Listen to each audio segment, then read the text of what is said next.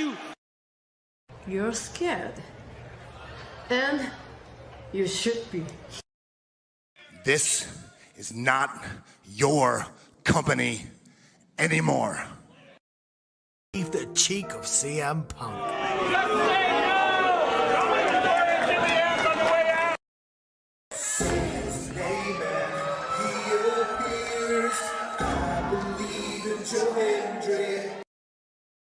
Out. Combo move. This is what they've been doing. Hey, McAfee. Everyone shut the up and sit down!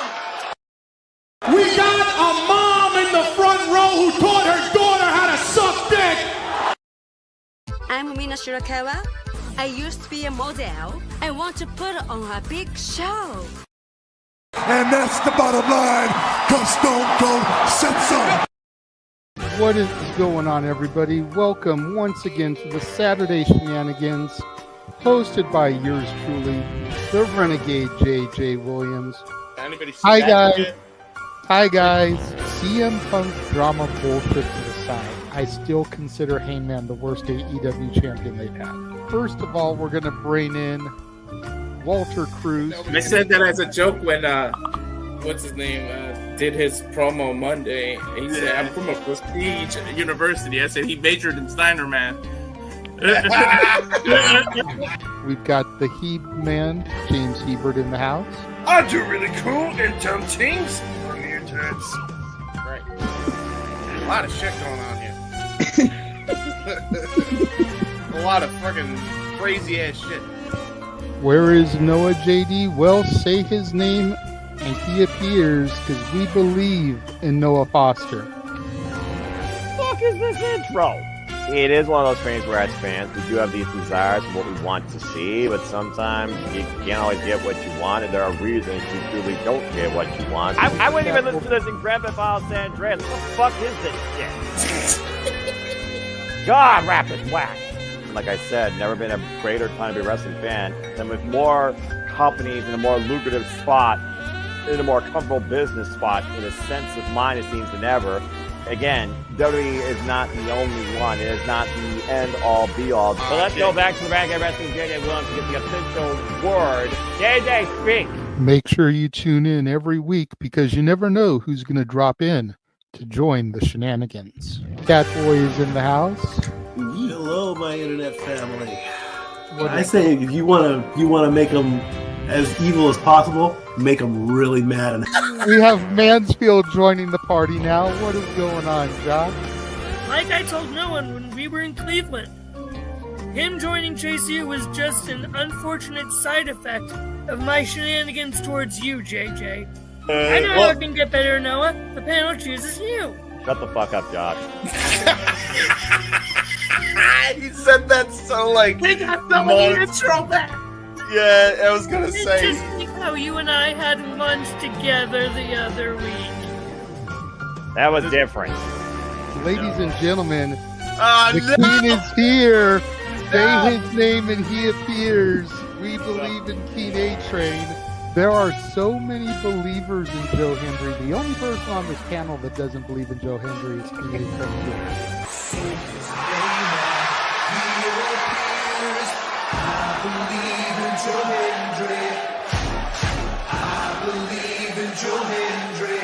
Tell the world why you do not believe in Joe Hendry. The reason I do not believe Joe Hendry is he is Fandango 2.0 in a entrance merchant. I rest my case, Your Honor. Hey! There's nothing wrong with being an entrance merchant. He has some of the best entrances of all time. Teleporting into the command center, all the way from Angel Grove High, Datilla. Oh, yeah. I went to the command center on Thursday. I went to Vasquez Rocks, which is where they filmed a lot of episodes.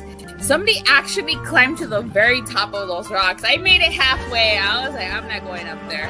Definitely Toni Storm versus Mariah May. That's the one match I probably am looking forward to the most.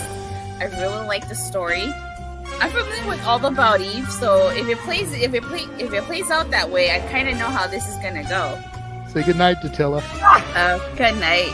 James, you did say his name, so he shall appear.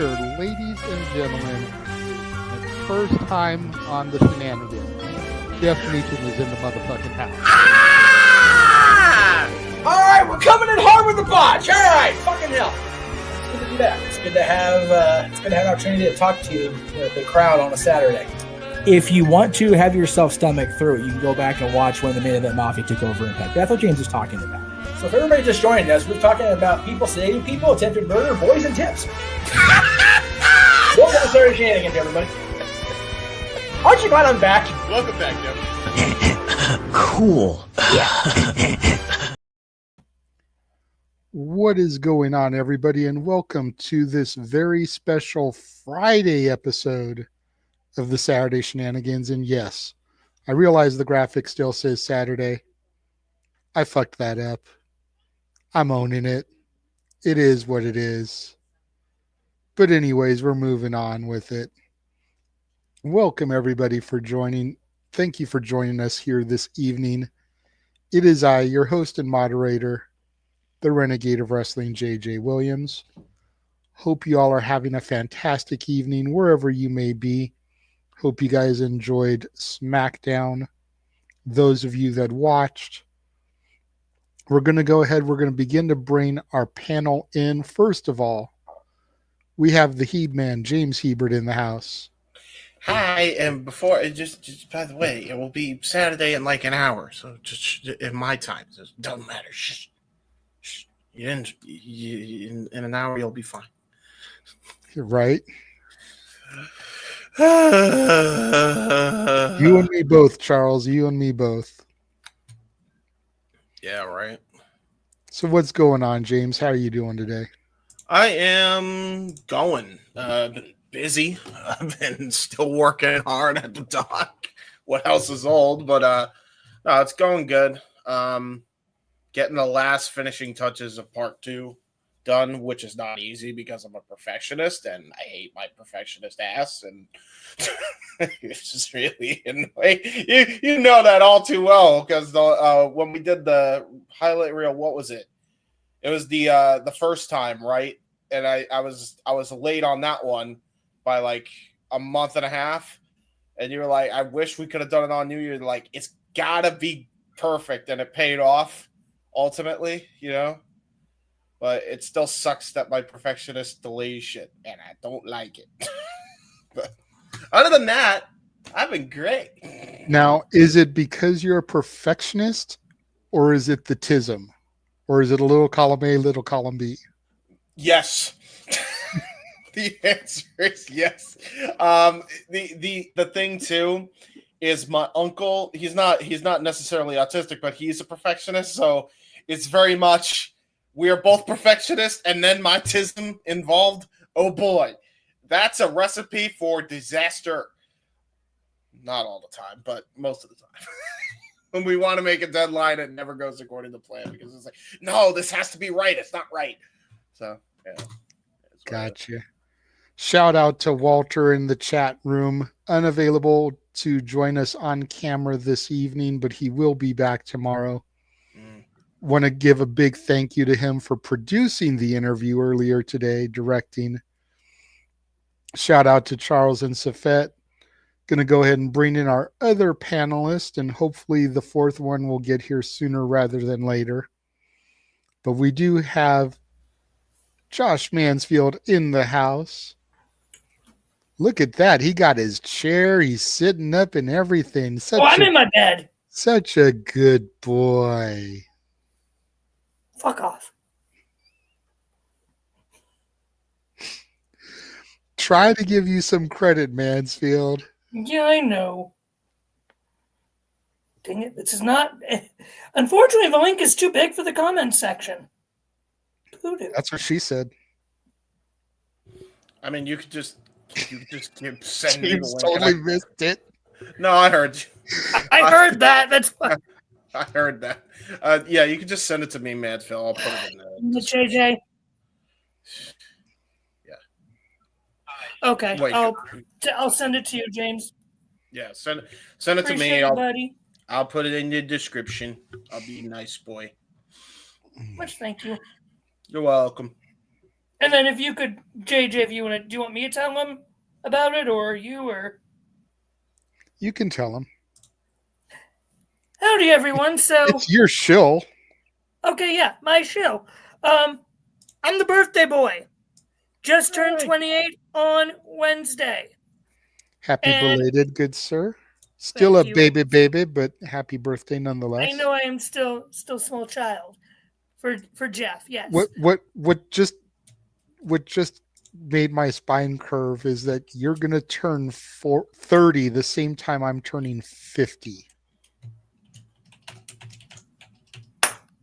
Because you just turned 28. I turn 49 this year. Or no, I'll be 50 ahead of you. Hold up.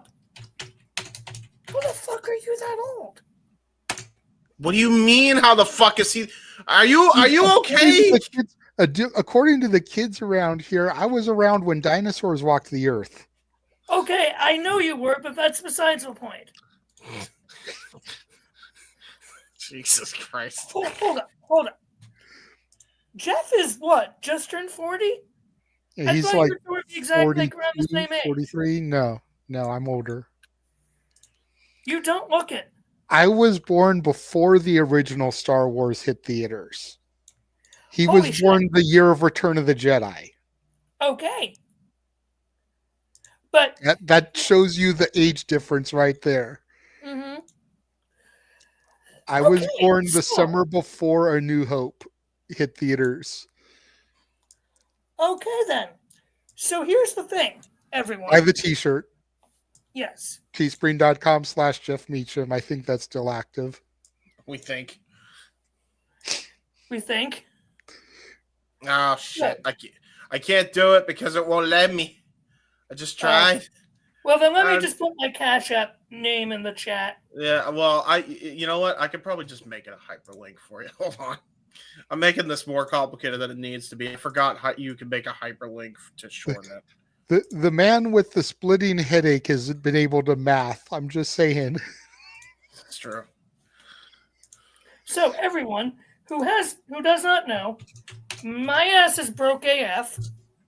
Worse than everyone on this panel and etc. To the point where when my disability came in, and I did get some donations from my GoFundMe, the amount of money I have now for the entire month is $163. My disability is over $750. Oh, great. If that tells you how broke I am. Fucking. So if anyone would like to have mercy on the birthday boy, right. James is putting my GoFundMe in the description.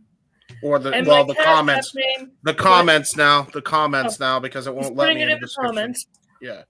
That will take a few days to get into my account or my Cash App, which is right there, which I also put in the comments. If anyone is feeling generous to have mercy on this poor one-legged man. It worked. Yay. There's the big ass fucking link, everyone. It's so in big every it comment. Split it into two. Yeah. Into two comments. Is it really in two comments? No, you're shitting because me. there's that and then there's that part of it.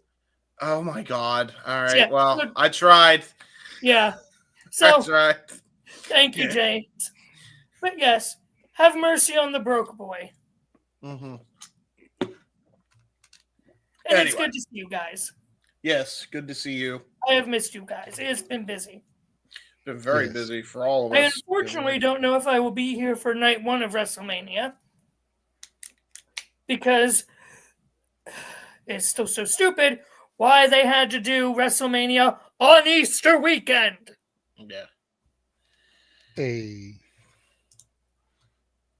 Be an interesting what it is. Hey, listen, it I will be an wonder why interesting. they're having a hard time selling tickets for that besides the price. Yeah. But I digress. I'm sure they'll figure it out. I mean, they're going to be pumping up the matches here in the next couple weeks. Just found out via X that there's a women's tag team gauntlet match next week. Winner gets a title shot.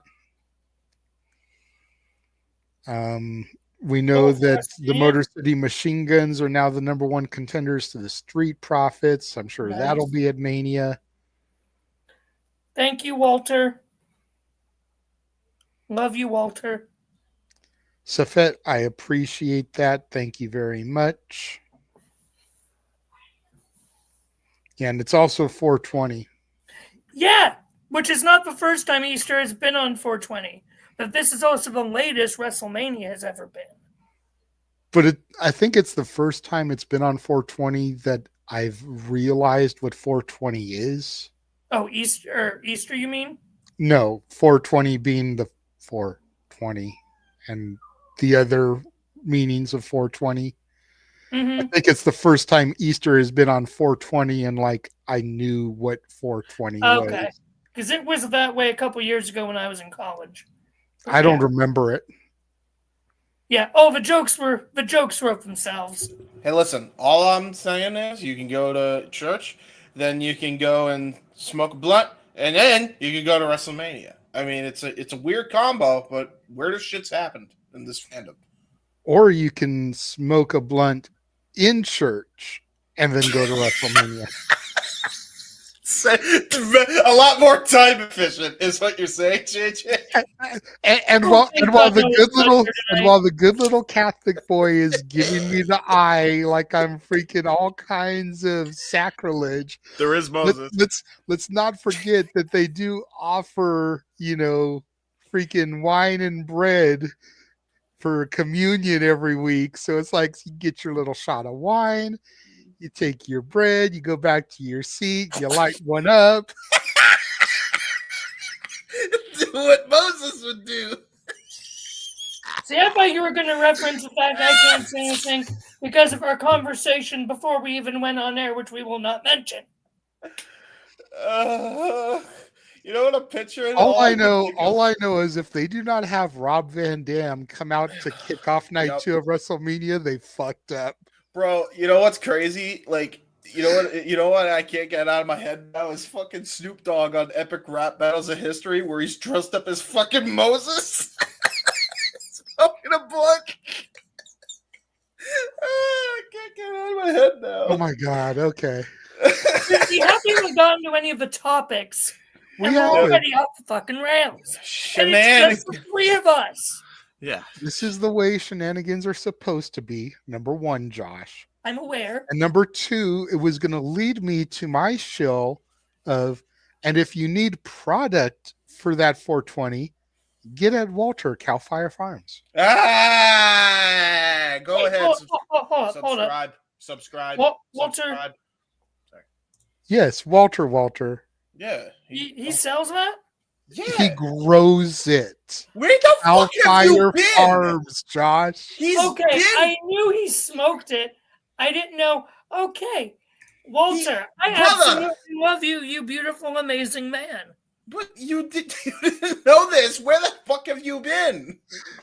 James, you know what just dawned on me, James? You know what just dawned on me? Yeah. It's a Friday night and we're doing weed talk. It's Friday. We ain't got no jobs. We ain't got no.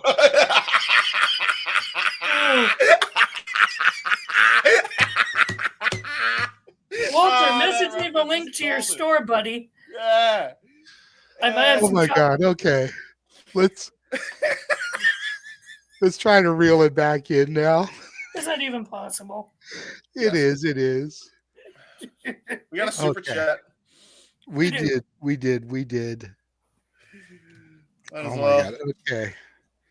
$5 super chat from Ray J's World. Thank you very much. Says tonight's SmackDown was a little bit better. Ray Phoenix was awesome. And that favor. Wow. Yeah, that was a good one. I like the little swerve. I did miss SmackDown. I did not watch all of SmackDown. I did watch the opening segment with Punk because I saw WWE uploaded it in its entirety to YouTube. Yeah, I'd watch that. And I watched the Charlotte Tiffany segment. Okay. Other than that, I haven't watched SmackDown, and I'm going to tell you why I didn't watch SmackDown. I did it with intent.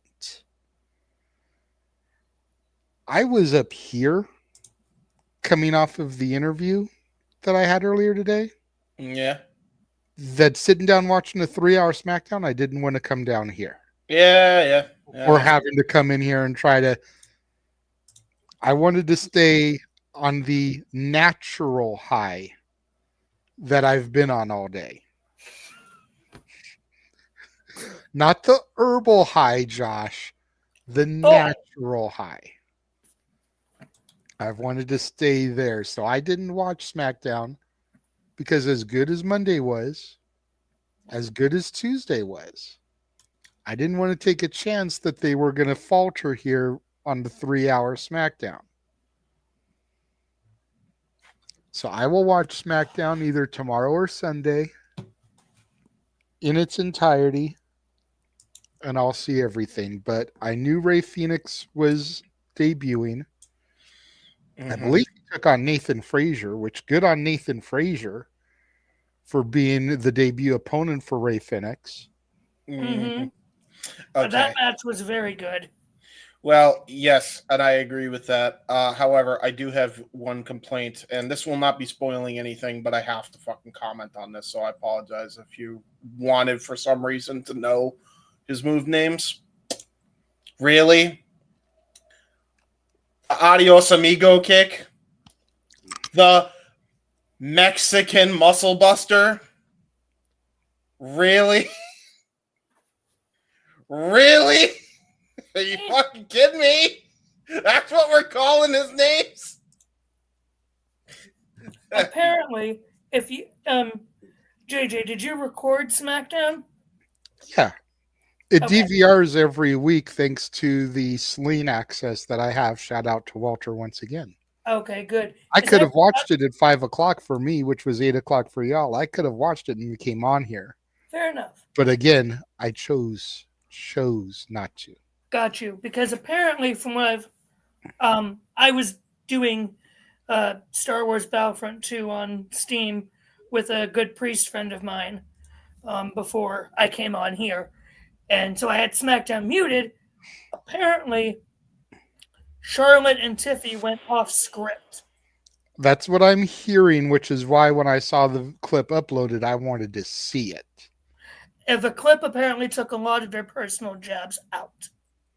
I don't know. That was like an 8-minute clip that WWE uploaded, and it looked pretty seamless edited. And they still had Tiffany get the whole 0-3 in marriages line out before she threw the microphone down and rolled out of the room. Still, from what I've heard, that they still edited a bunch of stuff out of it. Then when I watch the whole thing back, it'll be even better. So, and I did not watch the final segment either. So, what was the final segment? Punk.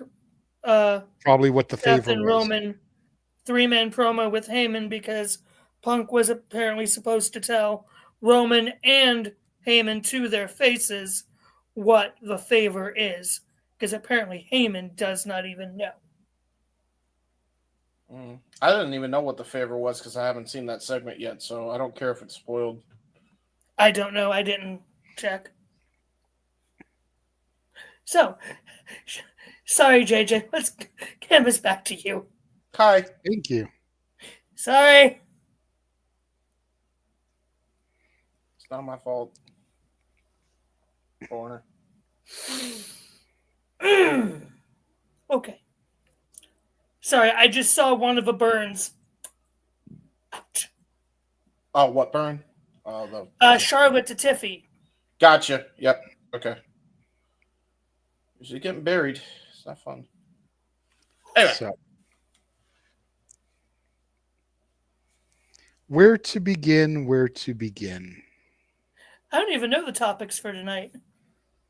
Well, I was keeping it kind of simple for this evening. If you looked at the graphic, then it kind of showed some of the stuff we were talking about.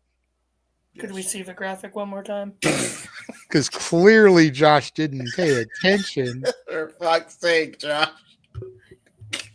I do not know who those two people on either side of Stephanie Vaquer are. So You don't know who Frankie Kazarian is? That's Kazarian. I didn't I thought he fucking. In my defense, I didn't recognize him at first. Sorry, that was the power of Jeff coming through my finger. I had to defend his honor. Oh, I could feel it. I could feel it. God damn. But yes, that's Kazarian. The woman on the other side of Stephanie Vaquer is Tiffany Nieves, the woman I interviewed today. Oh, sorry. God damn it, Josh. You better be sorry. Even Safed is saying it in the chat. This is why you have me. I'm the comic relief. What do you mean you're the comic relief? Sure. Hey, what do you mean you're the comic relief? I'm the one making the goddamn funnies all the time. Well, not all the time. I'm just the group punching bag. Because of my own mouth. Yeah, I was going to say group punching bag. Yes. Comic relief, debatable. I was about to say. You and Statboy take turns as the group punching bag. Once we wear one of you out, take it off the hook, put the other one up. Once you wear it out, take it off the hook, put the other one up. Unless if one of us is just in here, it's that one. If we're both in here, it's always Mikey. Not always. Not always. Okay, I go for more often than not. More often than not, but not always. Sometimes I'm a punching bag. True. Mikey wasn't even paying attention to the breaking news stats in the world of NFL the other day, because the NFL is officially counting the 46 through 49 AFL championships as official championships again, which means those championships would count as what we have as Super Bowls now. So thank God. That means the Browns have 8 championships, which is 2 more than the Steelers' 6. Suck it. I mean, now we understand why Josh is so happy about this stat. Yeah, I mean, well, listen. I don't think that will last for long, because if Brady becomes a coach, he'll have a chance. So I'm just saying. Doesn't count for him if he's not actually playing. I'll count it in my own headcanon. Well, Brady can suck it, and thankfully Brady Jr. lost this year, so. Who the fuck's Brady Jr.? Mahomes. Oh yeah, whatever. Hey, listen, he might not understand the stats right now because they changed them on his ass, but at least he didn't make the mistake that I made on Spaces this week, or apparently the last 4 fucking months, where I've been calling Switzerland Sweden, and nobody bothered to goddamn correct me. All right, at least he didn't have that happen to him. That's it. Good night, folks. Fuck it. By the way, Ryan, if you're watching this, fuck you. And Hannibal, if you're watching this, here's another to you. Bastards. I'm sorry again, JJ. We're just having fun tonight. It's all good. You know, normally I'd be like, hey, let's get off the sports shit. But since we're talking about sports, you know, Alex Ovechkin tied Wayne Gretzky tonight. Yeah. For number of goals, and looks like he's going to pass Gretzky on Sunday's game. Fuck yeah, man. Come on. Which Statboy is contemplating doing a watch along of that game just so that he can call the history being made. I would definitely do that. I will not be able to join him. Also, I got to talk to him at some point, because I think the Darlington race is coming up. I don't know if he wants to call another NASCAR race and for it to be rained out again. And well, cross that bridge, I guess, when we get there. So, okay. So now, getting back to the topics at hand. Yes. Some of these things are very, very simple. They're just kind of on the graphic for filler, for brief discussion points. You know, like Tiffany Nieves is on the graphic just because I want to take the opportunity to give her another huge thank you for giving us her time today for the interview. if you guys missed it, go into our archives and check out the interview I did with La Princesa Tiffany Nieves. She was originally only going to give us about 15 minutes of her time, and we got almost a half hour because everything was flowing so nicely. You know, I was about to wrap it up, and she's like, give me a couple more questions, some sporadic, random, from the chat room, something. It's like, oh, okay. Not going to argue with a princessa. So ended up getting almost 30 minutes with her. So again, thank you so much. She big Angie thank with you, me. Charles. She big Angie with me because I rooted for Natalia Markova against her in the cage match. Yes, she is. She's huge Angie with you. It's okay. Hey, I did say my comment. My comment was pretty nice and wholesome still, even though I said, hey, listen, I like my Natalia. Okay. That's right. Never argue with a Puerto Rican woman. She is originally from Florida. Or no, she's originally from the Bronx. Moved to Florida. Then moved to Louisville, Kentucky. And now she resides in Texas. Oh, my goodness. Been all over the gaff. Going to the best schools. She trained at Flatbacks with Tyler Breeze and Sean Spears. Then she got sent to OVW, training under Doug Basham and Al Snow and Mickey James. Working at the NWA, working with Jazz, and now she's in Texas going to Reality of Wrestling School with Booker T and Queen Sharmell. So just a few noteworthy trainers there, you know. Slouches in the industry, to be sure. Yeah, slouches, absolutely. Well, if you asked some really hardcore AEW fans, they might be slouches. Not to me. Those sound like some pretty beefy trainers. I mean, Booker T, 2-time Hall of Famer. Sharmell is in the Hall of Fame now herself. Yeah. Al Snow definitely deserves it at some point. Mm-hmm. If for no other reason, even if you put his wrestling career to the side, what he did with Tough Enough in its infancy, he deserves it. You know, Doug and Danny Basham, questionable. No, Doug, so much more. Sean Spears, yeah, they could have. I think is definitely heading there. Yeah, Tyler Breeze, I'm not so sure. Tyler Breeze is a very good trainer, though. I actually approve of that. But as far as a Hall of Famer, no, I don't know. Same with the Bashams. That's why I said that Mickey is going to get her due eventually. So Jazz deserves her spot. As Tiffany is fond of pointing out, Jazz was the last WWF Women's Champion and the first WWE Women's Champion. Just for that alone, she deserves it.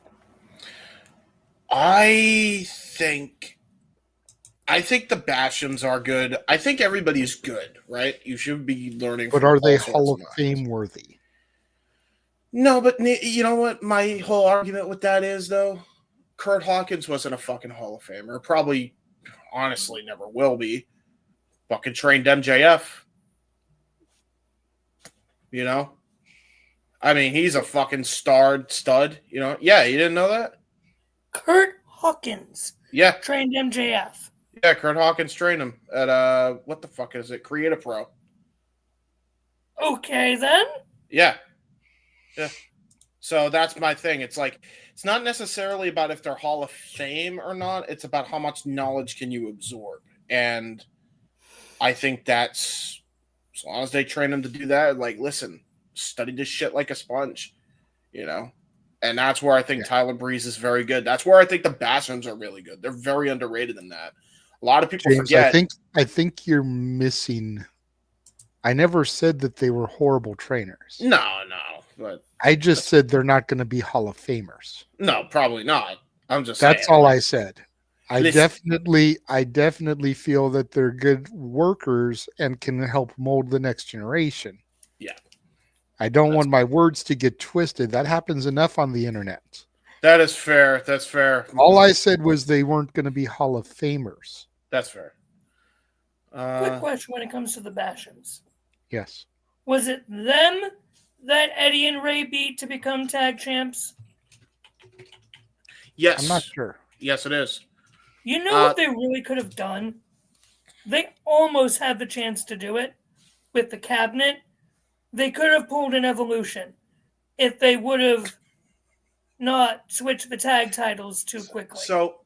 So my issue with all of that, of what you just said, is the minute they had the Basham shave their fucking head in OVW, they were dead. It's not their fault. It's just that Creative and Johnny Ace were like, hey, shave your fucking head. And they couldn't use their fucking imagination, even though Photoshop existed in 2004. The minute they did that, it was over. Yeah, Basham's had hair at one point. I know. I did not know that. The Damager. The Damager, yeah. To be fair, my first interaction with knowing about them was from the SmackDown vs. Raw 2006 video game. Yeah. About to drop you out again, damn it. Sorry, but let's be honest. I swear my bones ache. I grew up with that era too, and I swear my bones ache because I actually saw them on TV and knew what the fuck they were doing on TV. They were with some weird dominatrix doll. You just, I saw them in a video game. God damn. I want to crawl into my own skin when you speak sometimes. Anyway, what were we talking about? Sorry. It was also I was thanking again for La Princesa giving us her time, and then somehow we spiraled and all that, and you just mentioned the Bashams and dominatrix gear. Their manager was that image in my head. Their manager was a fucking dominatrix lady. What do you want me to say? I'm not speaking untruths here. I'm just speaking facts. And now Josh is looking it up. No, I'm not. Damn it, James, you fucking idiot. Yeah, there you go. I was going to say. Where is Noah, our Jiminy Cricket, to bring us in here? Jesus. Okay. Good heavens almighty, Lord have mercy. Lord have mercy. Okay. Listen. So what are the topics, damn it? No. We're still on the Tiffany Nieves thing. We just got we are. Sorry. Sidetracked. Well, we did get sidetracked. I will shut up. Sorry for you. So again, go back, watch the interview, give it support. Damn it! If she comes to a city near you, go and support her and watch her. Yes, please. I love JJ just sounds so defeated. Like, for fuck's sake. I'm trying to plug her one last time after the storm has settled, and everybody's fucking goofing off these fucking assholes. Look. Big moves are being made for the Simply Reliable Studios right now. Damn it. This is true. We were working on this interview all week. Andrew Baydala follows me now. This is true. And may be coming to do stuff with us. Mm-hmm. After today, Walter is now being followed by Tiffany.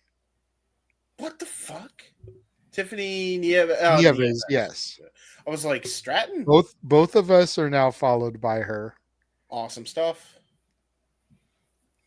And hopefully we'll be able to start reaching out to some of her contemporaries, the women that she works with and interacts with on a regular basis, to bring them onto the shows because of her telling them, hey, these guys are cool as fuck. Go do shit with them. They cool.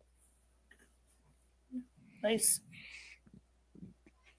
So show her your support. Yes. Let me see. Do I still have the thing in here? X and Instagram, Tiffany Nieves _. Do it. She awesome, by the way. Like, all jokes aside, she's a very good pro wrestler. Even though you cheer against her. Yes. And support Natalia Markova instead. I don't blame him. Thank you. I can't. Thank you. I can't. She's the next Tori Wilson, next Kelly. Thank you. Hey, you know what? Thank you, Josh. You're goddamn right.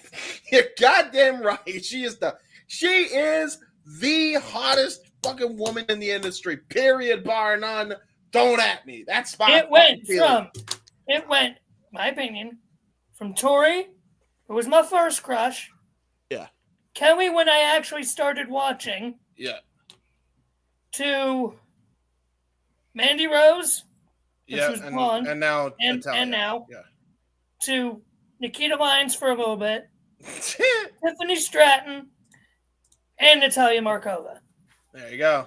No, and to be fair, when you said wondering why when you said Tiffany was following you guys on Twitter, when you thought Tiffany Stratton for a second, I was going to say if Tiffany Stratton followed any of us on Twitter, we'd likely have Ludwig Kaiser in our DMs wondering what the heck was going on. This is true. Much like Ludwig Kaiser is in Charlotte Flair's DMs, apparently. Supposedly. Well, I was about to say, well, there's also the Giovanni Vinci deal, and we don't talk about that. Anyway, let's move on. Yes. Hey, I'm just saying what Charlotte said. Sure. Yeah. All right. Moving on. Yay. Damn it. Sorry. We actually got through a topic. If you can call it a topic, it was more of a conversation piece. That's fair. So this past week on Tuesday, La Primera, Stephanie Vaquer, was made to relinquish the North American Championship. Yes. They have announced that a 6-person ladder match will now be held to crown a new champion at Stand and Deliver. Zarya and Kaylani Jordan have already qualified. And I kind of want to get our thoughts as to who else is going to round this field out.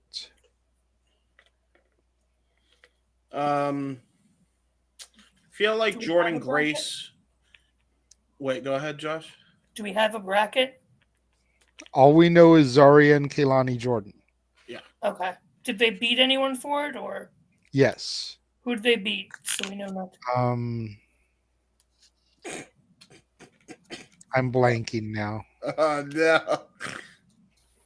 Give me a second. I'll find it.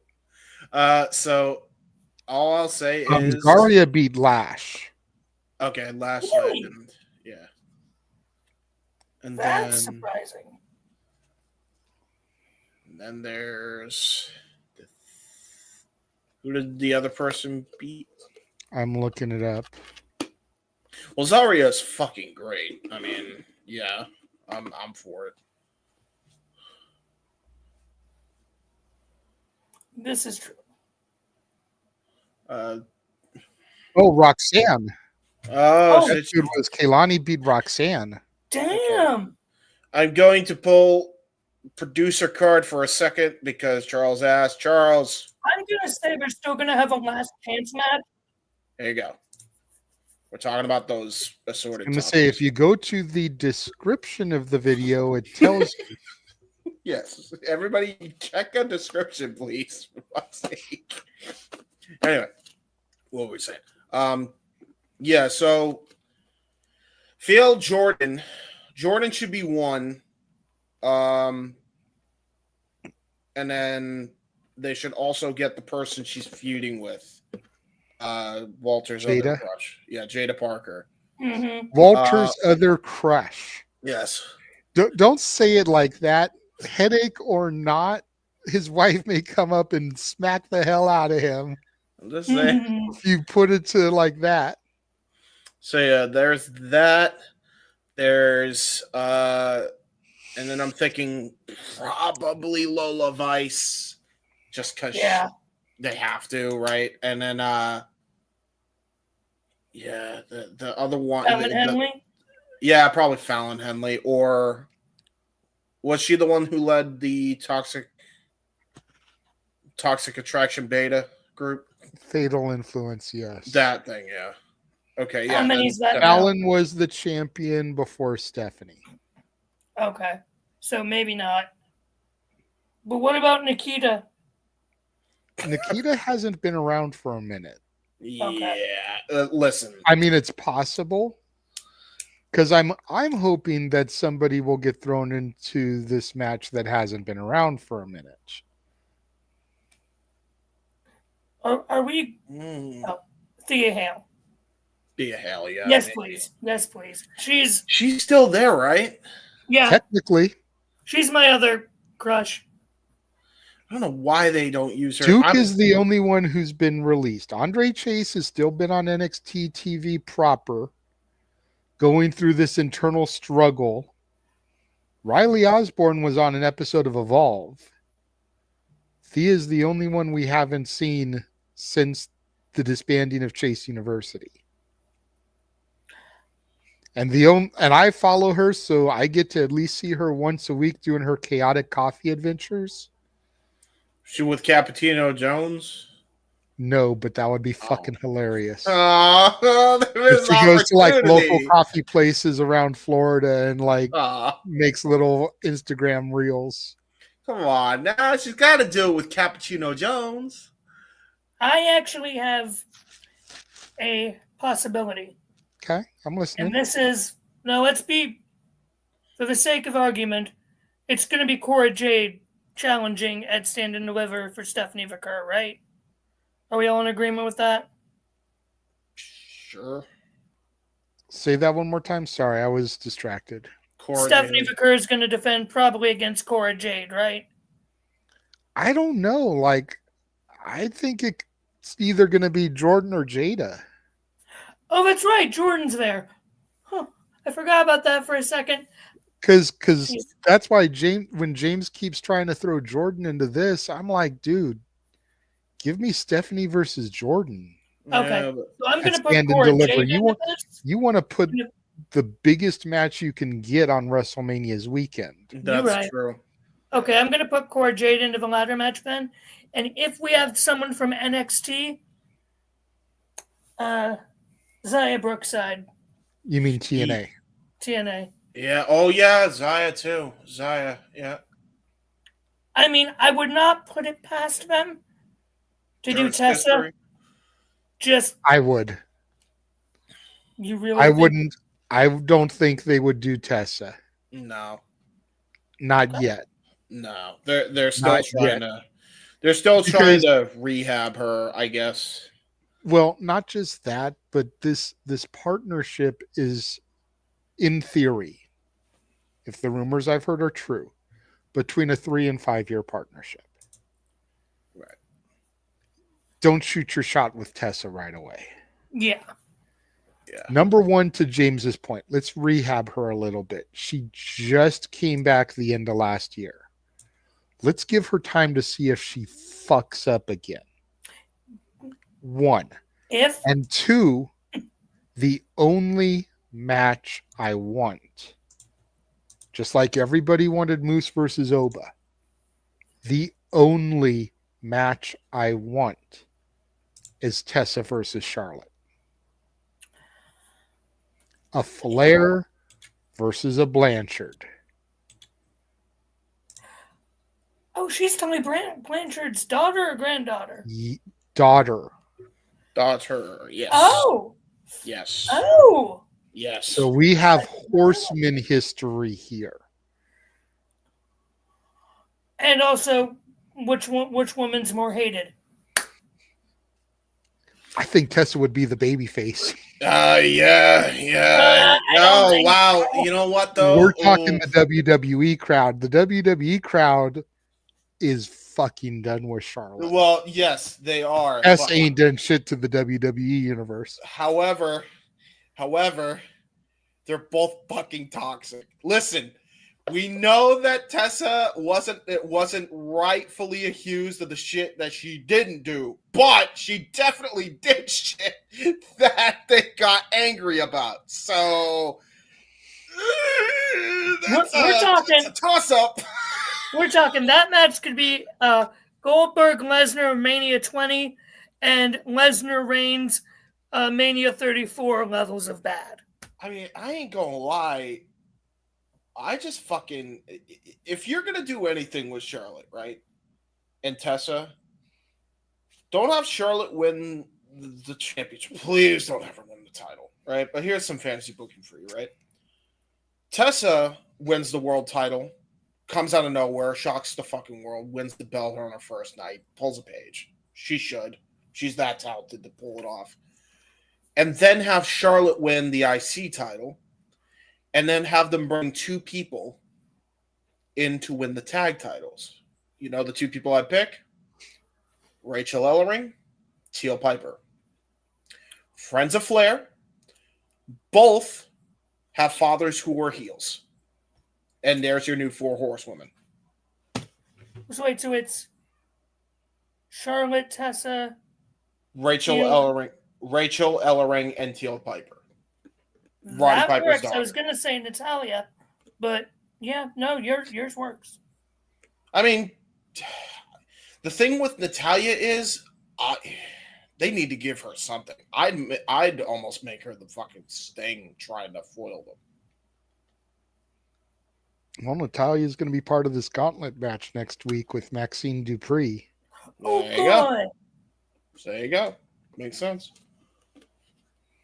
Might as well. Just capitalize on it. Why not? I mean, that's how I do it, but that's because I'm a fucking lunatic and like to do fun things. So there is that. So piggybacking on that, as we like to do in the spaces, if everything that is being rumored comes to fruition, yeah, July 6th is going to be Evolution 2. Yep. Yes. Plant seeds here. Give me all the crossover you can. Main roster. Let Charlotte have a match, and let Tessa come onto the stage afterwards. Yeah. If WWE pulls their cards right with this, especially if they get NXT and TNA involved, they can make this probably... It'll be bigger than Forbidden Door. Let's just call it what it is. Oh, yeah. This will be one of the best shows that wrestling has put on. If we're talking about... let's not forget that if this date is accurate, it'll be a month and a half after the Crockett Cup. Natalia's in the Crockett Cup. We could have NWA involvement as well. And the NWA can find a way to... Jazz is in charge of the women's division of the NWA. And Jazz could easily bring in Teal Piper as well if they really wanted to go with my idea. Or Markova. Yep. Or Kylie or Kenzie. Yep. Or Tiffany. Tiffany Nieves, yep. Give me Tiffany. Give me Or Tiffany. Ruthie J. La Rosa Negra. Yeah, La Rosa needs to be. Max the Impaler. Yep. Max the Impaler. They need to bring La Rosa in TNA to settle that shit for the TNA World Title. I've been saying that. Just if you're gonna fucking go full bore with that whole deal, with that gimmick going on right now with Tessa. Because I think that woman's underrated, La Rosa Negra. But that's just me. I feel like a booker because I have a fucking pen in my hand. I hate this. This is me. I feel like a booker with this shit. Are you working on your card for Heaven Mania tomorrow, James? Yes, I am. Quick thing, JJ. Yes. Oh, you said we're not allowed to say anything that happened on SmackDown? I'd rather not. Okay. Just DM it to me, Josh. I'm fine. Okay. I was just going to confirm, since we were on the topic of women's matches, I was just going to confirm Herstory tonight, but I What will. about Herstory? The first That's ever. their name? What? That's their name? What? No. That there's going to be Herstory at WrestleMania. Oh. History at WrestleMania. When it comes to the women. I'm not sure I follow still. Jade I think he's Cargill talking versus about Naomi. Jade and Naomi. It was confirmed officially Yeah. for WrestleMania. This is going to be the first women's match that doesn't have to do with the championship since like WrestleMania 22. No, And that was a Playboy Bunny match. Yeah. He'll hold it. Wait, no, the 24, also a Playboy Bunny match. It involved Maria. Wasn't it for the championship though? No. Because everyone's saying 22. I'm checking. It was not for the championship. Mania 25 had the Battle Royal for Miss WrestleMania. Well, That's this true. would be their first women's singles one-on-one Yes. with no stipulation. That's true too. Yeah, because That's the what this 24 one was a tag match. Yeah. Okay, that works. Yep. Because we've had tag matches multiple times. Bellas versus Paige and AJ. The 10 women at Mania 26, where Vicky Guerrero won the match by pinning Kelly. My poor Kelly. Vicky deserved it. Fuck you. He deserved it. Hey, Michelle McCool was on the winning team against Mickie James. So? Yeah, well, with Vicky's help, the worst. Michelle frog McCool splash- didn't get the victory. Vicky Guerrero did. with She worst- did it because of Michelle McCool. with the worst frog splash of all time, by the way. The hog Actually, no. splash.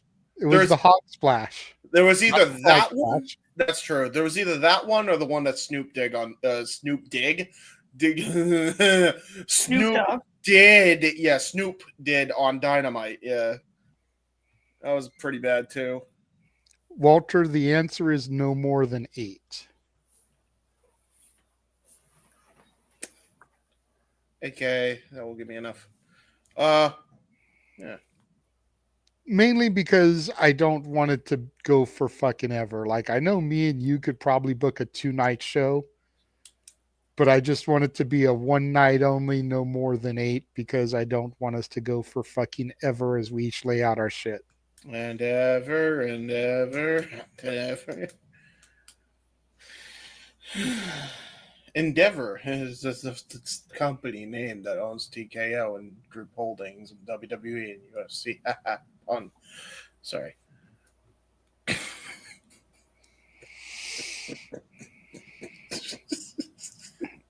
Sorry. It was a dad joke. It was funny. James. So the North American Women's title, everyone. Yeah. Do you remember what we were even talking about? Yeah. The North American Globe title thingy or whatever. Motherfucker. The NXT. Josh is like, this is why I don't come around, you assholes. I'm aware. Okay, I'm the one who keeps going crazy, so. Brother, Really I go crazy trying. on a daily basis. It's The called NXT North American Women's the more we do Championship this ladder shit, the more we do this shit, the better a chance that Ash will have to join. did Ash want to join? I sent her a thing. She was like, I might have to join late. I just finished work. If it's not too late, once I get home, I'll join. Yay! I like Ash. So this route, we'll still be talking about this topic by the time she gets home. My best friend. Anyway. God damn it. Well, I mean, we talk about cats. I know, Charles. I know. Where is Schroeder to start playing Linus and Lucy so the Peanuts gang can just do their fucking stupid dances right now? I got it. Make that happen, Charles Schultz. I have And JJ, not JJ, James. You both, all of us start with J's on this fucking thing tonight. Damn it. J. I'm the only one that matters. Quadruple Right, because J. you have 2 J's. That's right. Quadruple J. Aren't we great? Aren't we great? Yes, really, Charles. Yes, really. Before And J. you can't blame me for making that joke. Look at your name. You know what, James? You're right. Two J's, 1 J, 1 J. Instead of the 4 horsemen, we're the 4 jackoffs. I don't think that's very flattering, though. Now for a taste of things to come.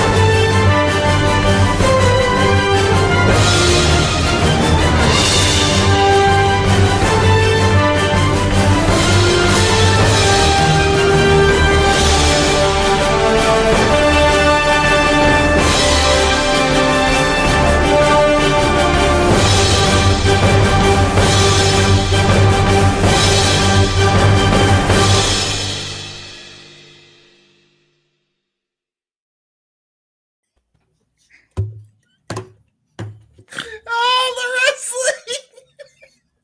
Damn it! May I? You fucking no, you don't understand, Josh. He's like, fucking JJ just gave up. He like gave up halfway through, and he's like, "Fuck it, I'm running the goddamn trailer." Jeez, I'm crying, and my stomach hurts. Yeah, all the wrestling and shit, sports entertainment. Oh wait, we don't call it that no more. Here, can I have a solo shot real quick, JJ? Let him do it. All the wrestling, all the wrestling, all the wrestling, all the wrestling, all the wrestling, all the wrestling, all the wrestling, all the wrestling. Ah, the professional wrestling. Damn it! But I digress. There we go. I gotta, my headphones broke because I laughed so hard. I gotta duct tape them. Hold on. You missed me. You know you did. Oh, God. You're welcome. Not only did I break James, Walter, in the process of breaking James broke his headphones. I did. I'm taping them as we speak. Yes, wonderful. Yeah. Oh my That's God. a fucking K. The best part was watching James dying like one of the fucking Roger Rabbit weasels in the green room while this was all going on. Fucking, because I thought you were gonna try again, and then you just gave up. You're like, I'm just gonna move on. I almost stopped the trailer just so everyone could see how much you were dying, and then started the trailer again. You should have left me on mic. You're welcome, James. Holy shit! God damn. Okay. I'll be right back. I'm gonna mute myself while you go on to the topic. I really gotta fucking duct tape the You shit did out of it. get a couple of super chats here from Ray J's World that I need to address here before we move on. First one, he says, when you watch SmackDown tonight, there's a Chris Van Vliet cameo. That I knew because a lot of people have been screen capping it and sharing it around X. Apparently, Chris filmed 2 interviews prior to tonight's SmackDown. So I will be eagerly anticipating his announcements as to who he interviewed coming up on his podcast. I traditionally enjoy watching them and seeing what all he's got in store. Very much an inspiration when it comes to wanting to interview people. Him and Denise are probably my 2 biggest inspirations when it comes to wanting to interview people. to the point where I even tried to reach out to them for advice in interviewing Tiffany, but they're both very busy. Neither one of them got back to my petty ass. So okay, I fixed, and yeah, to your point, yeah, I mean, very good for Van Vliet. I'm glad he got his cameo. That means he's been a part of 2 wrestling companies. yes, that's good. Very, very happy for that man. He's a very good soul. And speaking of cameo, I believe Walter ended up paying for a cameo from La Princesa to try to get her to plug the channel. There you go. Yes. Something we can then roll on our commercial breaks and whatnot, kind of throw it in there before we do the watch along trailers and whatnot. Very smart. Oh, dude. Sorry. I was so caught off guard by that. Like, JJ just giving up. I was like, yeah, I'm going to the ad. Fuck it. So before we have that happen again, what else do you want to talk about, host? Excuse me. I haven't had much caffeine today, and I got up an hour earlier than I normally do because I thought that we were going to have a morning interview. So that's, oh my God. Yeah, that's fair. You've been up for a while, huh? 12 hours. It's not that big of a deal for me, but I also haven't had caffeine on top of it. So the next thing that I'll go to is it was announced on Impact yesterday, which I know, Josh, you don't watch Impact. I know you don't watch Impact because you didn't recognize Frankie Kazarian. But it was announced on Impact yesterday that Frankie Kazarian would be calling his shot for TNA Rebellion in Los Angeles. And they had teased all night that we would find out who the next challenger would be for Joe Hendry. And once Kazarian called his shot, the lights went out. And All Ego Ethan Page made his return to the Impact Zone. So it'll be Joe Hendry versus Ethan Page versus Frankie Kazarian at TNA Rebellion. Which Jeff will be at, which, by the way, fuck you, Jeff. And that brings me to Ray J's next super chat, which, again, thank you, Ray J. I'm upset that Ethan Page returned to TNA after Josh Alexander left the company. This leads me to think a couple of different things, Ray J. And Josh, we talked off air. I don't have issue with this person, but it's still only being rumored that Josh Alexander is signing with AEW. Nothing has been reported to where he has put pen to paper yet. So with that mentality and mindset, it's still possible that a deal could be renegotiated for him to go back to TNA now that Ethan has shown up there. It's still a possibility that WWE could get him and he'll go to NXT with Ethan there. Or the reason Ethan waited till Josh left the company is maybe there's some heat between the former North members that we didn't know about. Because I do find it a little bit interesting also that Ethan returned after Josh left the company. So if Josh has not officially signed anywhere, this could be a ploy to try to get Josh to come to the WWE side. If Josh has signed, maybe there was heat between the two companies because at the same time, Josh went to AEW after Ethan left. And Ethan went back to TNA after Josh left. I think it's the other way around. Let's not pretend that just one person went to a company after the other one was gone.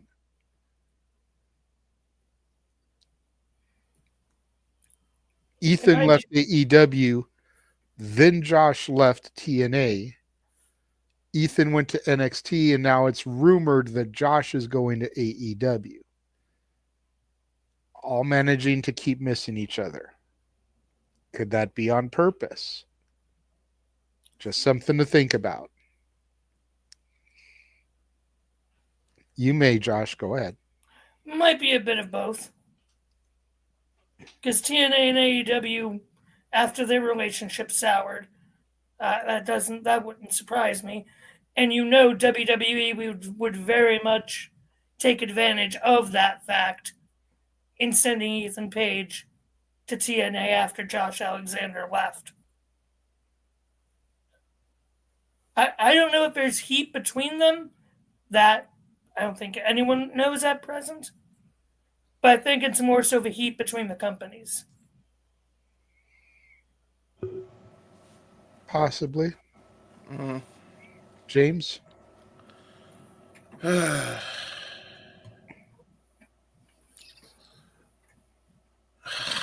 don't even know, really.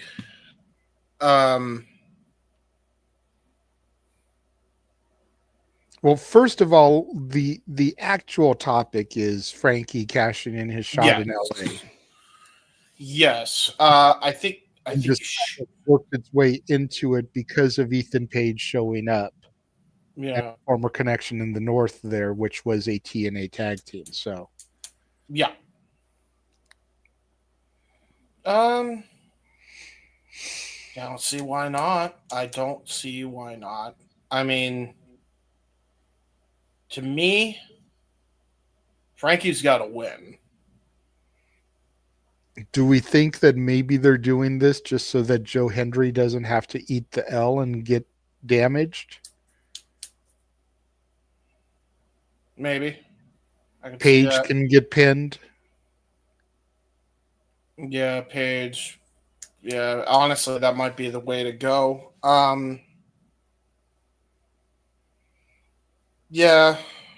It's a real weird booking kerfuffle they got themselves in. That's the thing. But is it really? Yeah. I mean, if you think about it, Ethan Page is all ego. Who in TNA right now exemplifies all ego? Frankie. Yeah, Frankie does.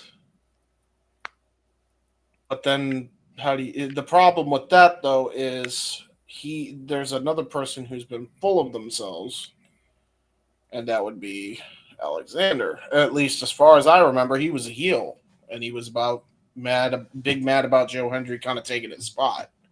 Yeah, but he kind of had his redemption arc before he left the company because Eric Young took the North over from him, the Northern Armory. Oh, yeah, that's right. That's true. And Eric Young took that over, so Alexander left as a babyface. That's true, too. Yeah, that's fair. It's weird.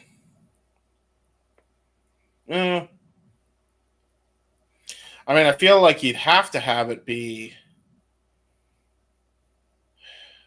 I guess it really depends on where Josh Alexander signs. Because if Josh Alexander signed with WWE or is back with TNA, I'd say, reunite the North.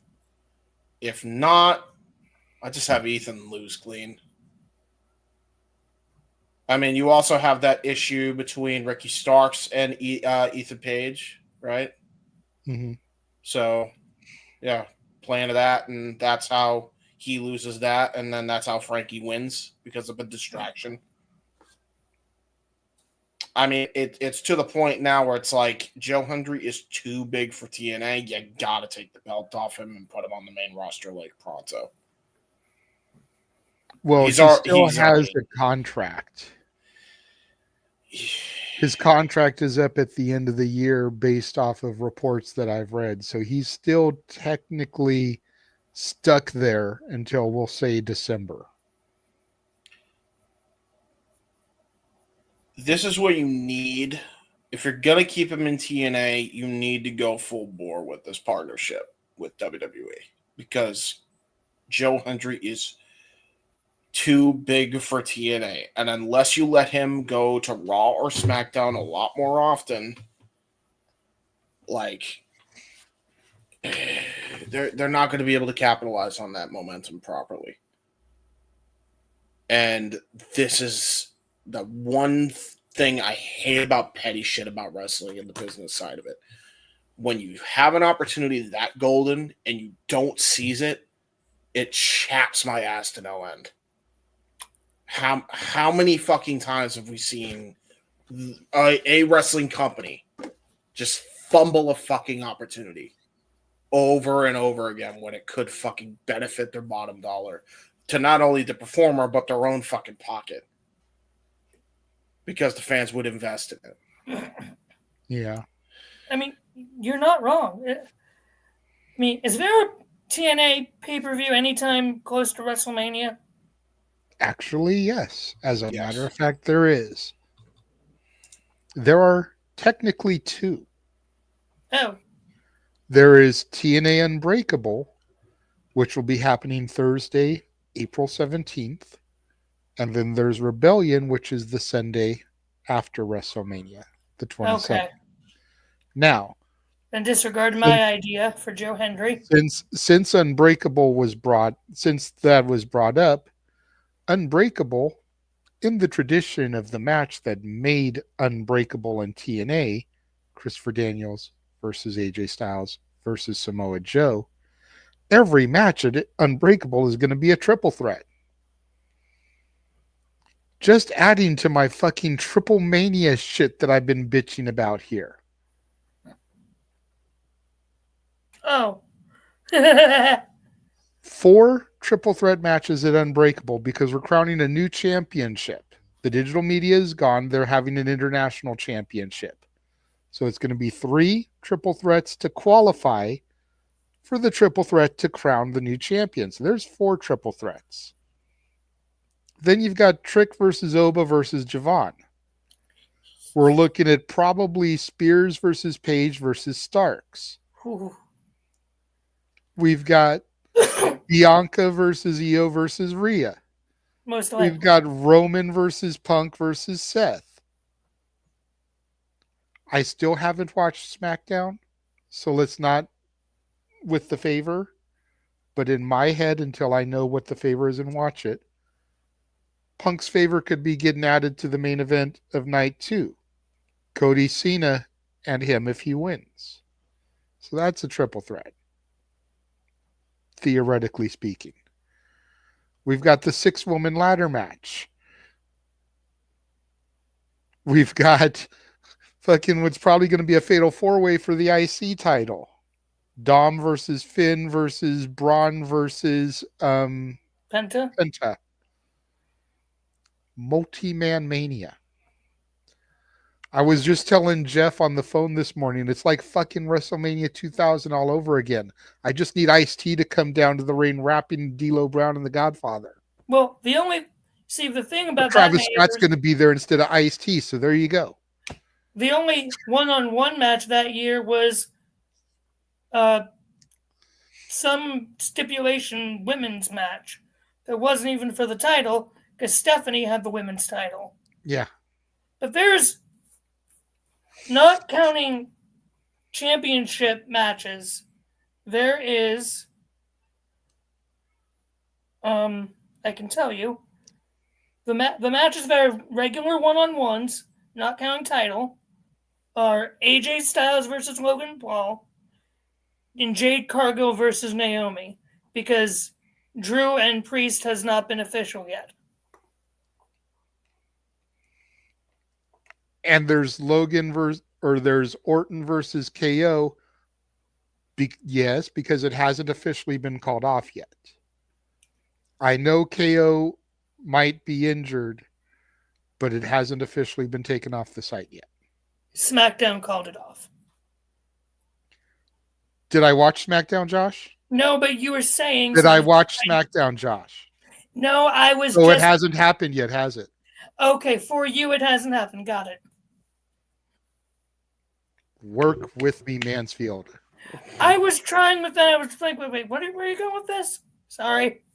It's why I'm not saying anything and listening to the promo in between people talking and not saying what actually happened, Josh. Stop it. I've always been bad at this. You know this. Yes, we Start know. calling you Chris Hardy. Who? Jeff would know it. Jeff Jeff would would know get it. the reference. I only know the reference because I edited a video with his name mentioned. Oh, so JJ, or not JJ, James. Check your messages. All I will say, Josh, is Chris Hardy is an ex-friend of mine who was notorious for spoiling shit. Sorry, I wasn't trying to. I was just listing what the matches are currently. Yes. I didn't even think about it.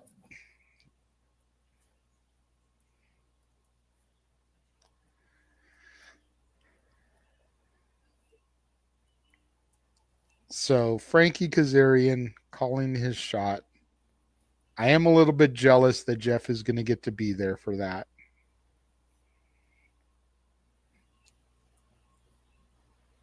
Seeing Ethan Page.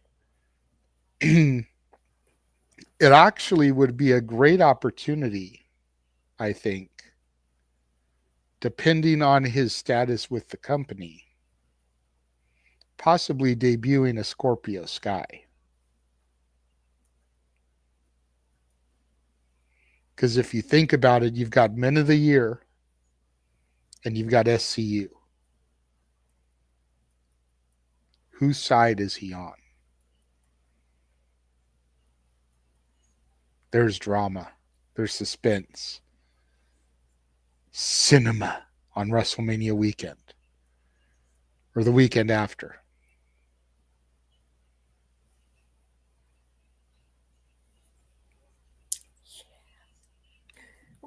What do you think, James? You look like you're pondering it. No, he's... Are you awake, James? I'm seeing the thingy. I'm seeing the thingy. Sorry. What was the question? God damn it. Sorry. I was really interested in what's happening, so I'm keeping it. Josh, stop distracting him. He already has the tism. I don't need you distracting him too.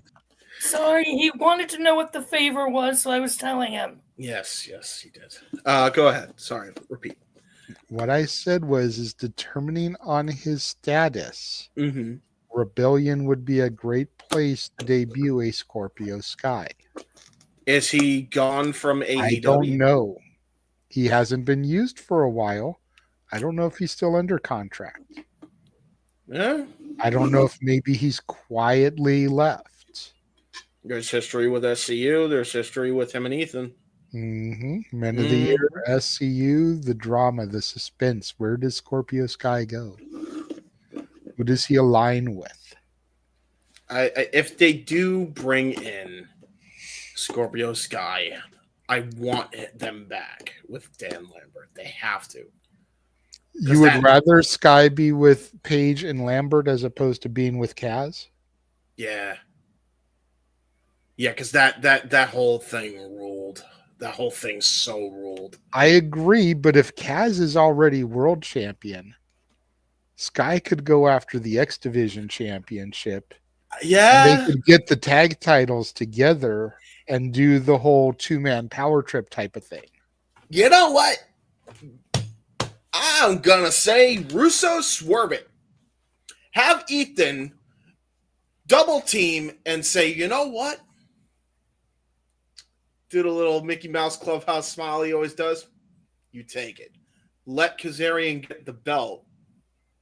And then the men of the year are Scorpio Sky, Ethan Page, and Frankie Kazarian. Interesting. Could be an angle they go with it. Or Sky could screw them both and align with Joe Hendry to have him keep the belt. See, the problem is they have such great egos that they all work and they all could be the men of the year. That's the problem with this. But I feel like the three with the biggest egos have to be Ethan, Frankie, and Sky. So I just have them unite. And then I'd have Dan Lambert. You have to have Dan Lambert. Either way, however you do it, Gotta have Dan Lambert come in. Because Dan Lambert was fucking ace. Absolute ace. So I don't know if Josh even knows that Dan Lambert cut promos with the Ben of the Year, but they were pretty good. You don't know Dan Lambert? No. In fairness to Josh on this one, I usually muted my television when Dan Lambert had the microphone. Really? You didn't like Dan Lambert? No. Really? I loved him. I thought he was amazing. At first, I was like, whatever. But after a while, I was like, okay, this isn't heat. It's like go away heat. Is it the fact he screams? A little, but it was more the go away heat. And I felt bad because of Sky being mixed up with somebody that had that kind of nuclear go away heat. Because Sky's a boy of mine. You know, I've known Sky for 20 years. You watched, we called him in action still wearing a fucking mask. Yeah. So you know how long I've known Sky. I knew Sky when he was still masked. I was there when he had the mask ripped off of him. Wow. Josh is like, what? Scorpio Sky used to wrestle with a mask? Yes. I don't think I've even watched a Scorpio Sky match. Brother, okay. Okay. You got your homework, bro.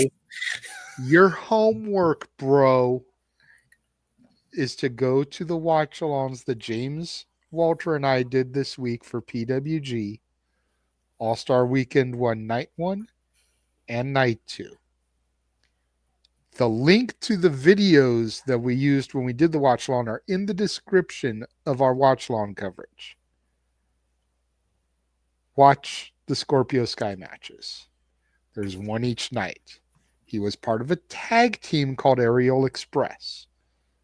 Had a partner named Quicksilver. Still masked Scorpio Sky. Please.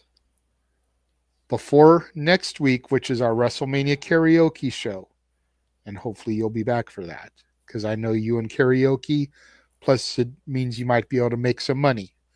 And you're broke as fuck, so I know you'll be back to try to make money, but before next Saturday, please watch those two matches. Yes, JJ. Now, thank you. The one thing otherwise, anytime your name comes up, I'm going to tell them to send me the money. And you'll just be singing for free. Okay, so I'm definitely going to be watching those matches. Okay. Jackass. So like I did that, James? Yes, I did. Thank you. So for some reason, why do I have it in my mind that Scorpio Sky was kind of the Wish version of Ricochet? No. See, Scorpio Sky existed before Ricochet was a thing. Even before he was Prince Puma? Even before he was Prince Puma. Okay. Scorpio Sky has been wrestling for over 20 years. The fuck? Okay, then. Because the match that you're going to be watching was from 20 years ago this week. Okay. Yeah. Which was we did the watch-alongs. We did the watch-alongs on the 20th anniversary of the shows. April 1st and 2nd, respectively. And he had been wrestling for a couple of years prior to that. I'm feeling old now, damn. Yeah. Scorpio Sky has been wrestling almost as long as you've been alive. Think about it. Yeah. Do you need your Ovaltine, JJ? No, I don't. You sure? That's Jeff's gimmick. Stick to What's your your shtick. old person gimmick? Stick to your shtick. Stick. I have a shtick. It's called Tism. That's my shtick. Yes, we know. Saturday. Some people feel like you play that shtick too much. I do. Although, hey, listen, it's just who I am. I have Tism. What can I say? Shit. I love Walter here. Way to admit you don't watch our watch-alongs, Josh. Yeah. Hey, and speaking of James's best friend is here. Hi, Ash. Oh no. Hi. Oh, Just got back from work. Hi, Josh. hello. Hello. How you?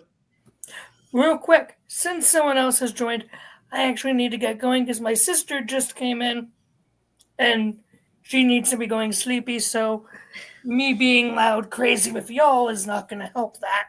Yeah, so, and maybe you leaving will help bring things down a little bit so it's not quite as chaotic. Just true. Well, hey, I have enjoyed your presence and being here, Josh, but you must admit this first hour and a half gave Knucking Futz a new definition.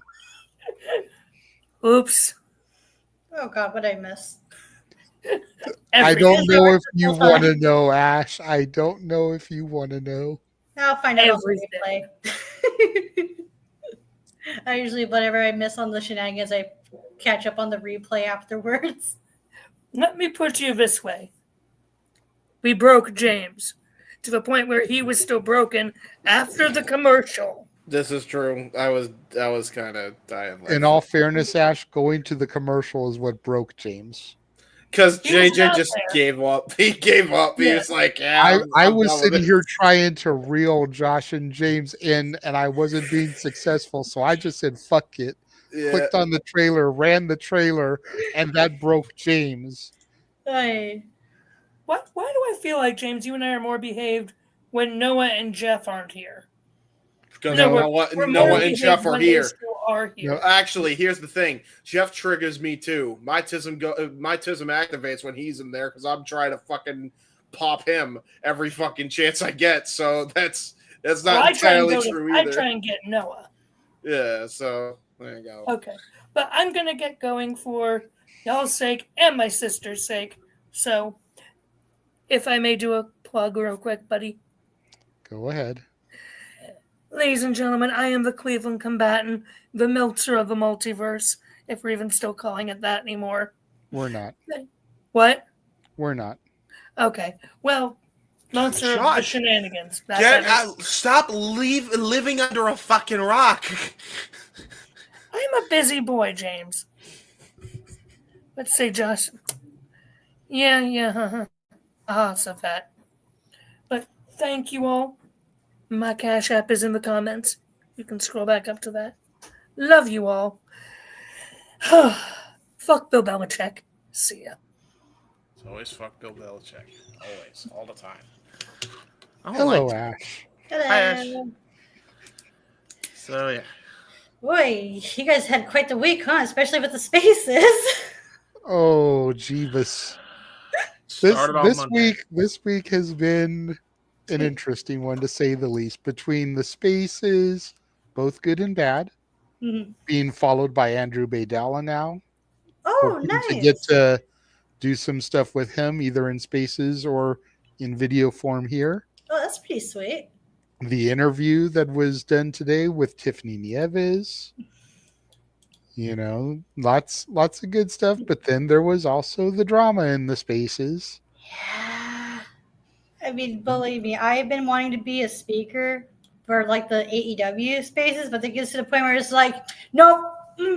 Yeah. It's heated. I'm staying. I'm just listening. I ain't having that shit. Well, to be fair, it's ironic. It's ironic that those are the ones you wanted to speak in, because the next thing we were going to talk about is we were going to kind of preview Dynasty and kind of give a little bit of thoughts on each of the matches. So good timing there. I haven't watched this week's episode though because Me I was neither. at work.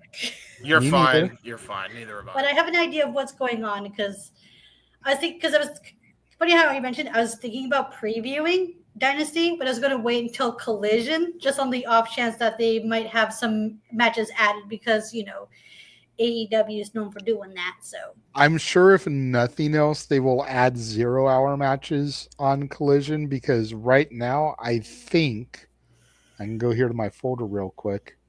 1, 2, 3, 4, 5, 6, 7, 8. They've already got 10 matches on the main card. okay, so it's a standard AEW pay-per-view card. So anything that they add is going to be 0-hour shit. Fair enough. So I feel like now is a good time to discuss because it's going to be the meat and potatoes of the show. You know what I mean? Yeah. And I don't blame you for not wanting to speak in the AEW conversations because it seems like it always turns into DJ versus Ryan and Hannibal. Which More by so the way, DJ versus Ryan. Yeah. But it just is what it is. Like, you know, for the I record, get where both coming from, but they're the extreme side that I talk about when it comes to fandoms, and I've even mentioned that like on it. And then Hannibal and I had a good conversation about it because I see where he's coming from. Because I totally get where the AEW crowd's coming from because the same shit that's spewed onto them about like, oh, this company's bad and wanting it to die. Yeah. I heard that same shit as a TNA fan from 2010 to 2015. So I totally get it. Like, I understand their frustrations and their annoyances with it. To be fair, though, Ash, you also are thinking that they go at each other's throats IRL after they're done. Like, I don't get that impression at all. Yeah, I know all right, it's just good. a very heated discussion that I do not want to take part in. But this is where you could just be like, hey, listen, this is my thoughts. Let's calm down a bit. You got to be, you know. I completely get where she's coming from because even though I know they don't go at each other IRL, when they get at it, I just want to shut the fuck up, grab my bag of popcorn, and be Michael Jackson in Thriller. I'm just taking it all in. Oh my God. I go on Twitter, Ash, and I see a little kitty cat with a deer. Oh no. Oh, it's so cute. Sorry. Hold on. I'll tag you. Okay. Let me get my phone real quick. Give me a second. Sorry. There you go. All right. Continue, JJ. Sorry. That's okay. She's going to be right back. So that gives me an opportunity to load the share screen. There you go. So are these the matches in order? Not necessarily in order, but just the matches. Well, what's that about it not being less chaos, JJ? Hey. We will be fine, James. Don't make me have to just click the trailer button again and just break you one more time. That was fucking funny. Oh my God. Isn't it so cute? Oh, was I unmuted? Yes. I forgot to mute myself. Yeah. We could hear you the whole time, Ash. Yes. Oh no, you heard me ranting about looking for my phone too. Gosh, no. It's Okay, adorable, isn't it? It's chaos. It's like the kitty's like going like this to the deer. It's the best. Right? Oh my God, it's so adorable. It's so cute. Sorry. Okay. There's our cringe. Anyway, speaking of cringe. Oh Jesus. Why is it mask versus title? Yes, mask. Is there something I missed on Ring of Honor and Collision? Yes, a lot. Wait. Well, I know that Jericho had taken Bandito's brother's mask. And Jericho had cut a promo saying that his mask wasn't the mask that he wanted. He wanted Bandito's. Wait, is Gravity his fucking brother? I assume so, yes. It's because I know Bandito, Rouge, and Jalistico are all related. So there Those you three go. are all siblings. Oh. I'm not sure about Gravity, though. So we are now going to end up with Jericho versus Bandito, title versus mask. Mm-hmm. And I mean,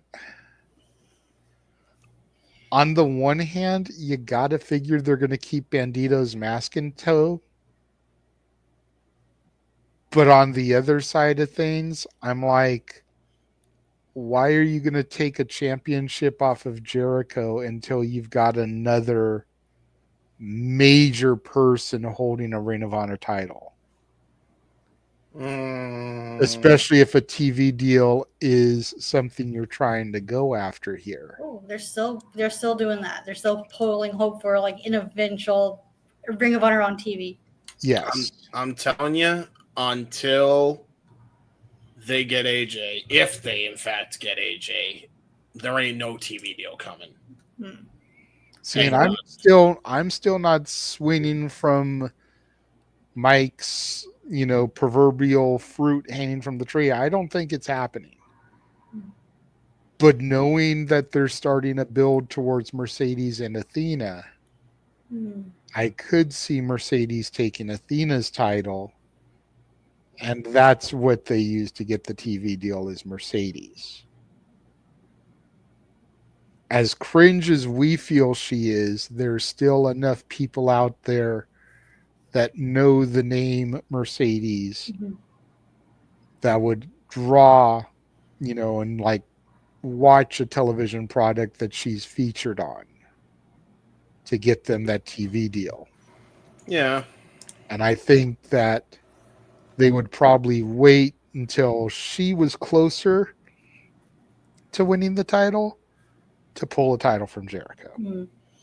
Because say what you will about like Mercedes, she has a loyal fan base that follow her everywhere they go. Yes. Even more diehard than the AEW diehards are the Mercedes stands. Yeah, an argument can be made.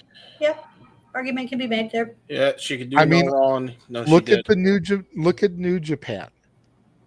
How have their pay-per-view buy rates gone up since she's been the strong champion? Nope. That's an interesting thing because New Japan Strong is separate from the main New Japan show. Okay. And I follow New Japan Strong, so so I'm the wrong person.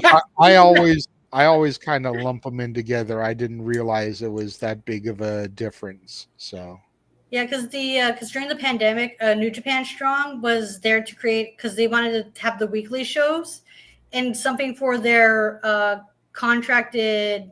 I think it was their contracted like foreigners who were stuck over on the America and whatnot. So to give them something to do because they weren't able to cross over to Japan quite yet because of the shutdown. Yep, she is correct. Yep. Interesting. Yep. Because I know at Resurgence, Mercedes is going to take on the winner of Mina versus AZM. That match happens at Windy City Riot next week. Nice. And then Mercedes defends the title against the winner, which I don't know the other girl, but I'm assuming Mina's going to win so we can get Mina versus Mercedes in Ontario. So. But I figured that the stuff that she was on for them was going up as far as buys go. James seems to think otherwise. Do you know for a fact that it hasn't, James? What hasn't? Again. So my brain had a fart. The buys that she's on haven't gone up? If they did, I don't think it was very many, no. Because it would have been touted as like a huge success if it was. That's just me. Could also be the opposition. Yeah, there's Again, I'm not trying to knock the New Japan talent, but if it's not a name that a casual knows, then it may not be as big of a deal. Whereas Mina is somebody that a casual fan knows because I don't follow New Japan. But I know Mina because of her appearances on AEW. Yeah, I feel like Mina's done more. Yeah, I feel like Mina's done more for New Japan and Stardom than fucking Mercedes has, to be fully blunt. And so, yeah, I think when they first started Strong and she showed up there before the freak injury, then yes, you can maybe make an argument for it. Now I don't think she has a fuck all. I really don't. But again, I don't have the numbers in front of me, and none of us do, so I'm just speculating that she really didn't have much to contribute on that front. So, but my logic is no, because they would have touted it as a huge success. Are you sure about that, Safet? I'm not sure about that. No. I'm talking about Safet's comment here. Yeah, no, I'm just. Are you sure about that, Safed? Because there's rumors that Mariah May is going to WWE when her contract's over. So why would Mina go to her best friend's company when her best friend's leaving? So you sure about that? Oh yeah, Mariah May is her best friend, isn't she? You know, if Mariah May and Mina are actually going to WWE, that's a tag team for the tag division. Yep. Mariah and Mina versus Liv and Raquel. Yes, please. Nexus, Texas, Venus, or whatever they're called.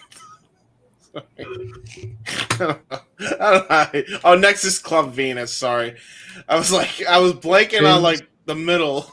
James, is that a Stardom faction? Yes. Okay, because I was wondering what that was like. Are you saying some random crap, or is that a Stardom faction? Because I don't follow Stardom.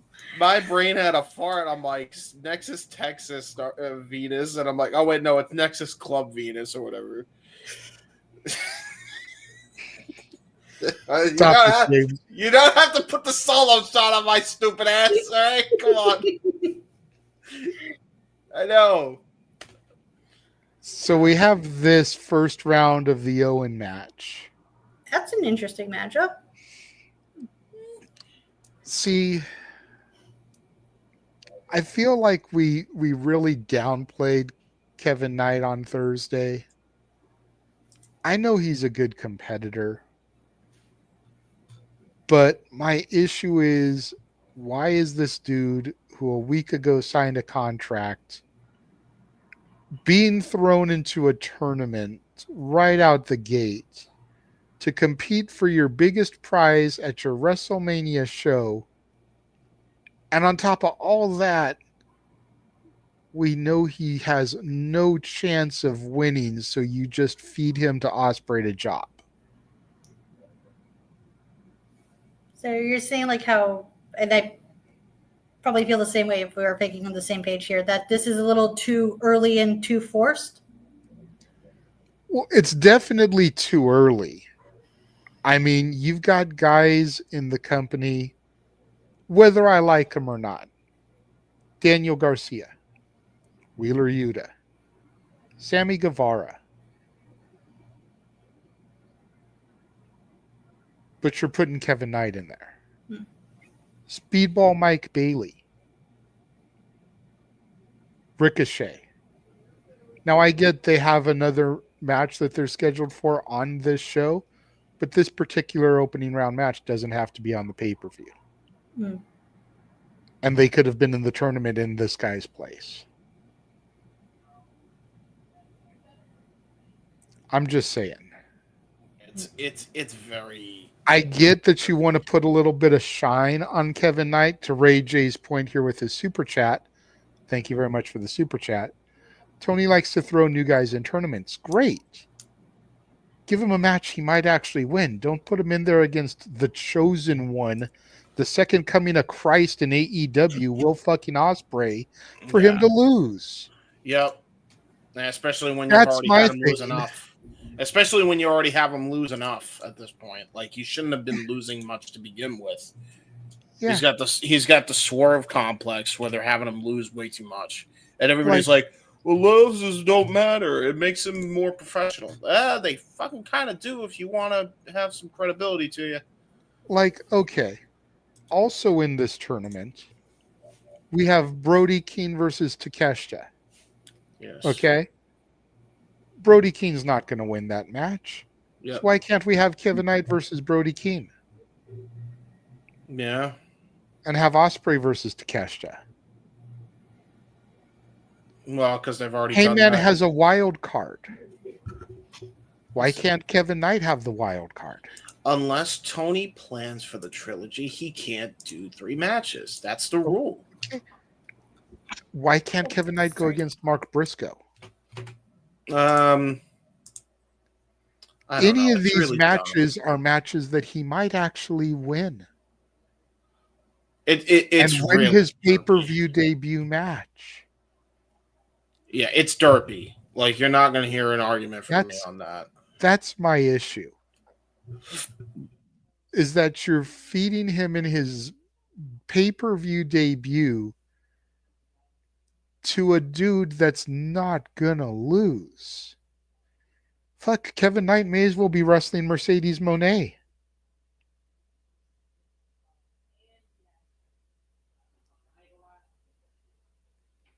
Will it be a great match? Absolutely. Yeah, of course it will be. Absolutely it will. But what are we doing here? Tony being Tony. Do you think the match opens the show and that's a nice way to get the crowd nice and hot? Possibly. Based on some of the other matches that are on the card, I definitely think it's a good contender to open the show. Especially if Ospreay is going to go back home and not do Dynamite this week. Because I know he still lives in the UK. So they fly him out, use him for a couple of shows, then fly him back home. That way he doesn't have to go, come back every week. Mm-hmm. I don't know. It doesn't make sense to me. And nothing that anybody is able to present, even the biggest AEW diehards, has been able to convince me that this makes sense.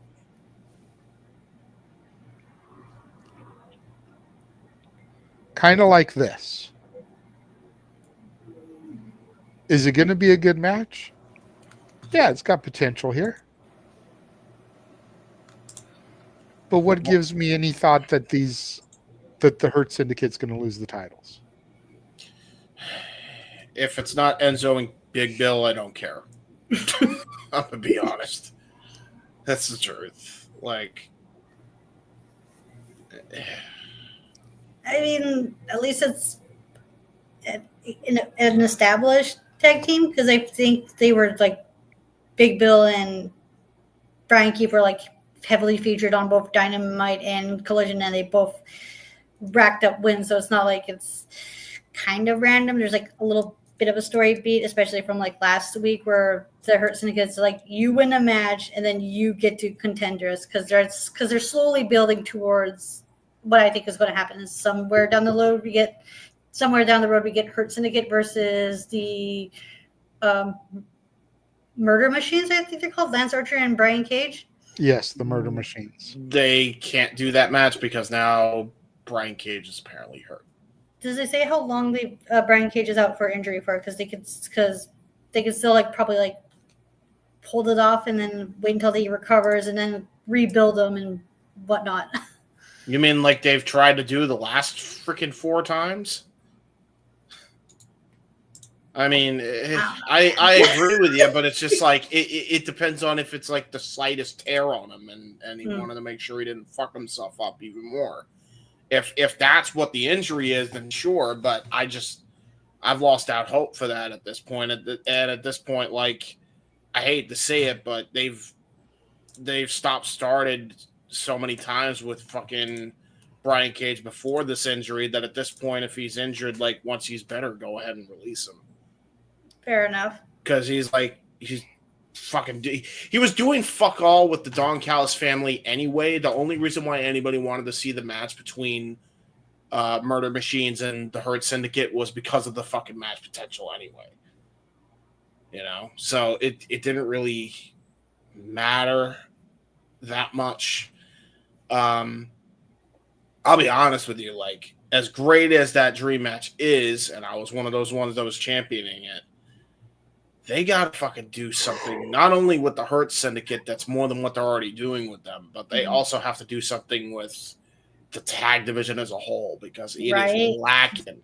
Yeah, what tag do they have right now? And that's the thing. What is so dumb about why it's lacking is, look at the teams they actually have, and it shouldn't be.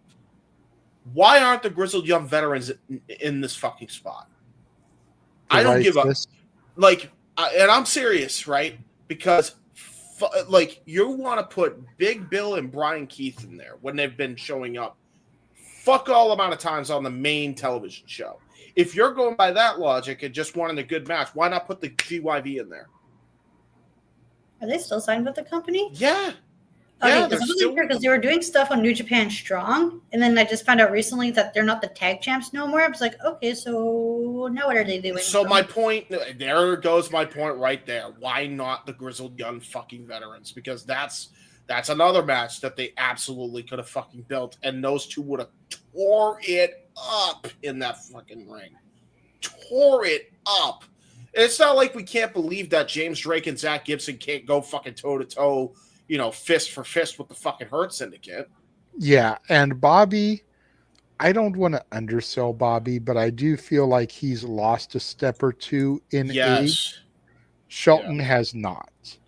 So both of them in there with Shelton carrying the load, still going to be fucking phenomenal. Bobby can get in there. He can do his suplexes. He can do his hurt lock. Yep. He can do the big spots. But let Shelton carry the bulk of the load in the match. The end of the day is this, right? If you put the GYV in there, or Top Flight, or the Righteous, or like there's so many, or any team that actually has their name. Yeah, because you notice they listed it as Big Bill and Brian Keith. They didn't list them as the Learning Tree. Yeah. How about we just list them as a fucking team? Yes, that's another problem. Like, again, I think GYV is it. They should be in that spot because at the end of the day, the gimmick is they're going to have Cedric interfere on behalf of the Syndicate anyway. More than likely, that's what's going to happen, right? Probably not until next month, though. Because Maybe not. I don't think Cedric becomes clear of the 90 days until right around Double or Nothing. Well, even then it's just a nice fucking good fucking match. Tony loves good matches. How you don't put the fucking Hurt Syndicate in here is beyond me. Like it's absurd to me. I would like to see them use better. I'd love to see the Righteous use better. Good fucking call there. The fucking Von Erichs, who are fucking 6-man tag champions with Dustin Rhodes, who, by the way, himself is also tag team partners with Sammy Guevara. How on earth are the fucking Von Erichs not trying to go for the Hurt Syndicate when they are the perfect matchup for them, trying to get the AEW World Tag titles to add to the fucking tag collection? That doesn't make sense to me. Save the Von Erichs for All In. Sure, absolutely. But you can start that early. I don't know why they haven't at least teased that shit. I don't know why we're not getting any of Rush to Action, Andretti and Leo Rush, whatever the fuck they're calling them. I hate their name. Why aren't they putting them in there? Like, what the fuck are we doing? The Crew. Oh, is that what the fucking... Oh, I hate it even more now. Thank you. Yeah, I'm sticking with Rush to Action. Thank you. Rush 2, like the number 2, Action. Mm-hmm. So yeah, that's what we should be doing here, is building these established teams that you do have and not burying them on fucking Ring of Honor where nobody's going to fucking watch. Who's the only two teams outside of the Hurt Syndicate that you've built fuck all around are FTR, who've been established for time, and fucking the Outrunners, who've been basically buried along with the rest of the Ring of Honor contingent and just stuck on Collision. Which, thank you for bringing up FTR, because that brings us to our next match. Oh, boy. I forgot they were the Trios champions. I forgot that the Fighters were the Trios champions. Finally, they're fucking defending the goddamn titles. Finally. Okay. Really quickly before we get into this one, because Ray J did pop up with a super chat going back to the other one. Yeah. Plus, Hurt Syndicate has a side story with MVP trying to get MJF to join. Yeah. So, like, I don't think MJF will end up costing them the match, but I could see him helping them win the match to try to get Bobby to trust him. Yep. At this point, it will definitely help. He could be the Owen Hart in the Hurt Syndicate, and I would not be mad at it, as I said. But just can't get him caution singlet because Naomi's doing that shtick now. That is true. But I will say this. Oh, yeah, Gates of Agony. Thank you, Beanie the Bear. That's another one. Gates of Agony is a fucking underutilized team, too. That pisses me off, by the way. Fucking Shane Taylor Promotions. You know, the other fucking black group that is not being fucking utilized, that is exactly carbon copy of what the Hurt Syndicate's doing now. Yeah, we're not going to put Anthony Ogogo and fucking Lee Johnson to go after the fucking Hurt Syndicate. You out of your mind? Anyway, this shit. Finally, they're acknowledging the fucking trios titles. But is this really anything more than an FTR heel turn vehicle? No, because I don't see the Death Riders losing those titles anytime soon, or at least not until All In. Like, I would have liked to have thought they were going to lose, but then I've been paying attention to FTR lately, and Dax is looking like he's going to turn. Cash is looking like he's going to turn.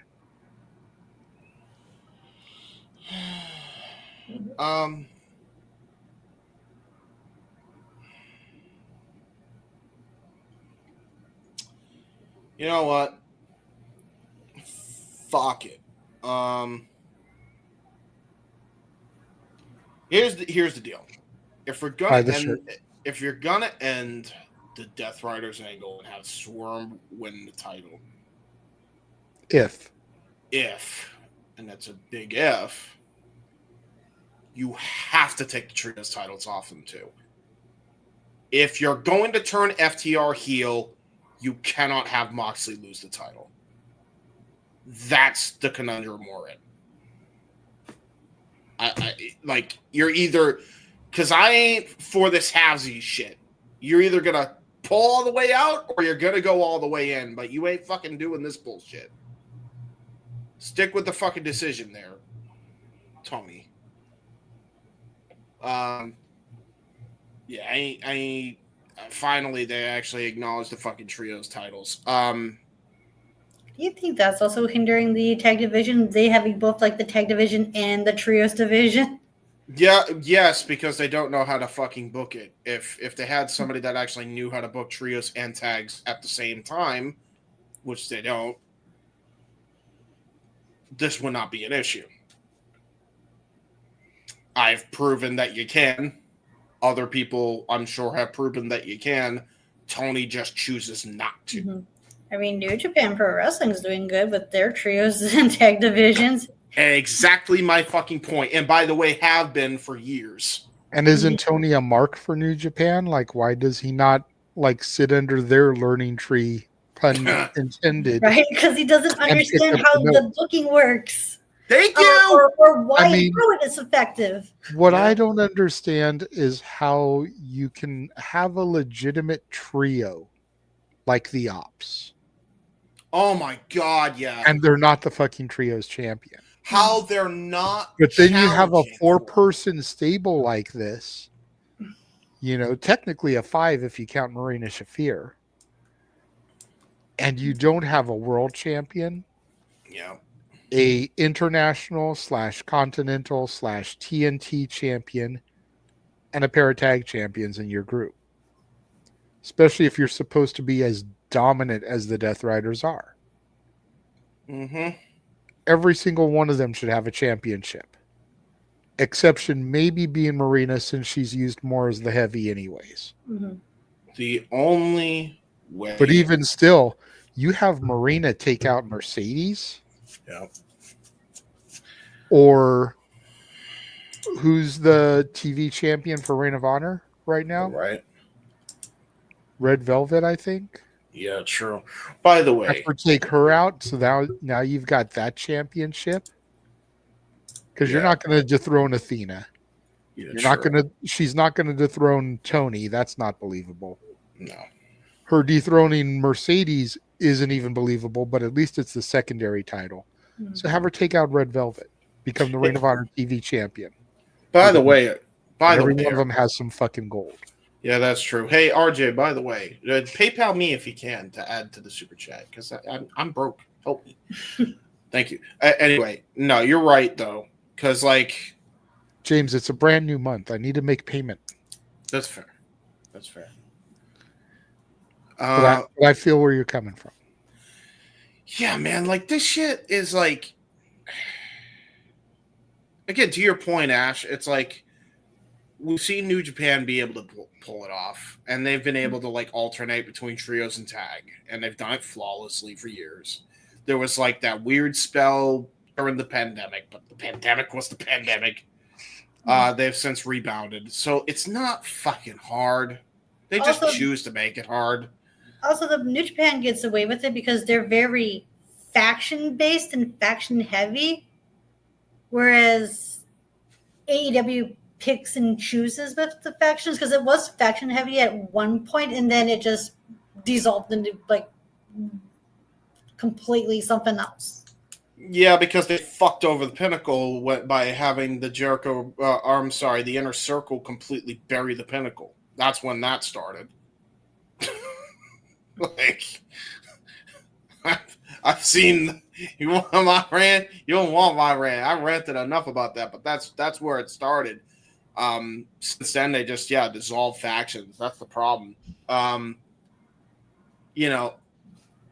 You're not going to be able to make the trios work unless you have factions for all the tag, singles, and trios gold. It doesn't make sense unless you have them all in a faction. And therein lies the problem.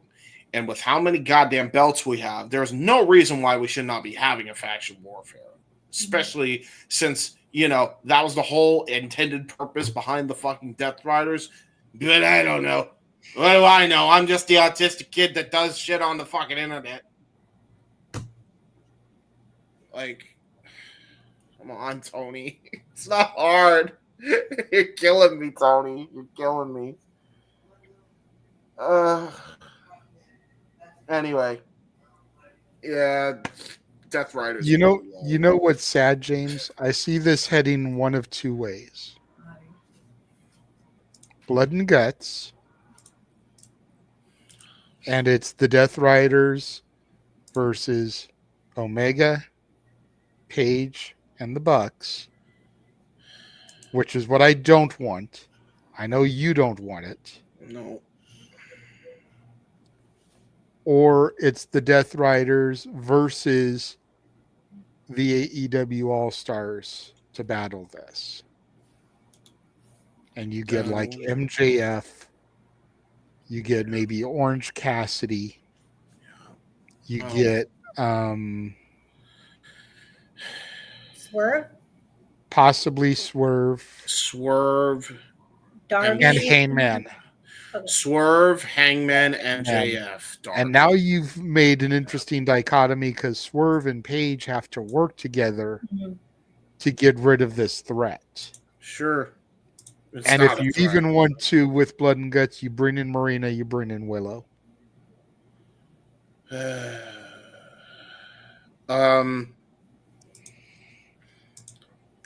I think they're going to go with the first one, which I know is what me and you don't want, James. I hate it. I hate it. Just fun. But I think that's what they're going to end up doing. Hey, by the way, here's another thing. So if it ends up happening, y'all, you heard it first. I mean, in a way, it kind of makes sense because they're like finally integrating both teams who are like trying to take over AEW because that's something they've never addressed. Okay, so as I've said and as I've stated, if the Young Bucks are the reason why the Death Riders are going to be thwarted ultimately by the end of it because they saved their company, I'm turning the fucking TV off. You'll never catch me dead watching television for AEW again. I will not even do the watch-alongs because fuck that.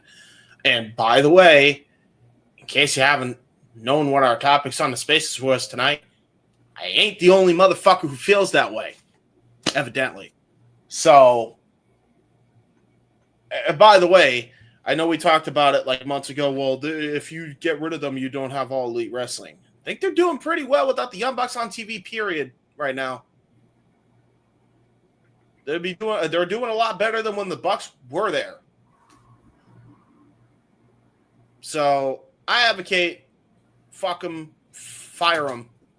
Because they should have been fired after the Punk bullshit anyway. And that always will be how I feel about it. But on top of that, yeah, I think the second option is the better way to go because of Darby's involvement, of Will Ospreay's involvement, MJF, Hangman, the question and is Swerve's where the problem with Darby is when do they do the match? Don't they usually do that at Double or Nothing? And if so, I don't think Darby's completing the climb by then. No. For the Anarchy in the Arena or the Blood and Guts? Because I thought Blood and Guts was after Double or Nothing. Is it? I thought it usually at Double or Nothing. I think it's at Double or Nothing. The Blood and Guts? Yeah. Okay. Yeah, I mean, it's hard because they're like way too close together.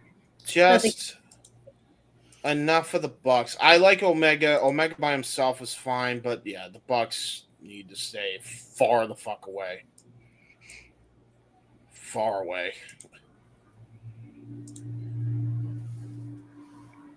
So I mean, in the past, Blood and Guts has been an episode of Dynamite, so I guess it's possible that they could like just string it out. Who knows? You know, usually it's in July, and as of right now, we don't have a pay-per-view announced for June, so it could be a June special, something to buffer between Double or Nothing and All In. You know, here's the problem with that though. That would require them needing a big enough arena to pull that off. Because how the fuck are they going to fit the double rings and double cages into the place?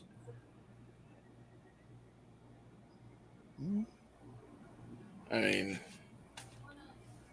that's just do it in a normal size arena, you know, like a 20,000 seat arena, but then just block it off to only have 5,000 seats or something like that.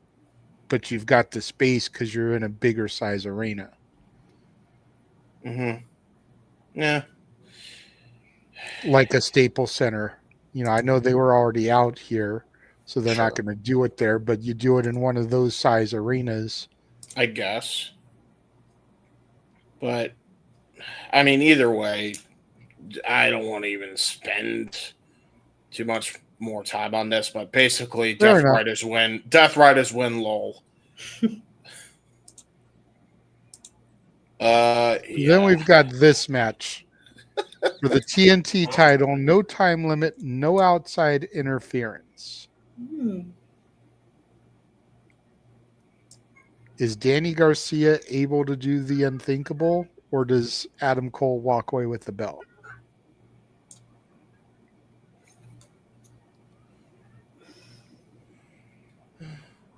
And even though it's played out, could we then maybe swing it back to MJF and Cole? Because it's a title that MJF wouldn't have held yet. Oh yeah, because he's won the international, right? And he's won a tag title. And he's been world champion. Yeah. All right. Yeah. Go Grand Slam. Fuck it. I mean, oh God.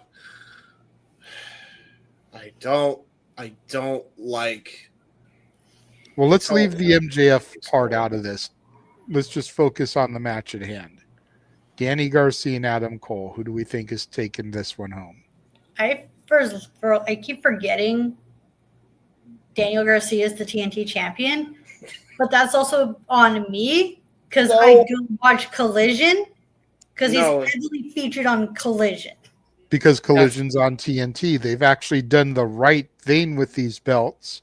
Mm-hmm. And the TBS champion is featured on Dynamite. And the TNT champion is featured on Collision. Too bad they didn't do this shit back when fucking Jade Cargill and Chris Statlander were the fucking champions. Yeah, back when they were fucking pigeonholed on fucking Rampage and shit. Back when it fucking mattered too, by the way. TBS champion would be on Rampage, would be on Collision. It's like, wait a minute, that's the TNT show. TBS champion should be on TB fucking S. Better late than never, I suppose, right? Well, I mean, it helps when you get rid of one show and you only have one show on each channel. True, that's fair enough. Even though Rampage was an hour, right? And they only got that hour because they didn't want to make Dynamite 3 hours, if I'm not mistaken on that. Which honestly, I'm not opposed to making Dynamite 3 hours because they have so much fucking talent just sitting in catering that at least we'd get a few other people on TV every week.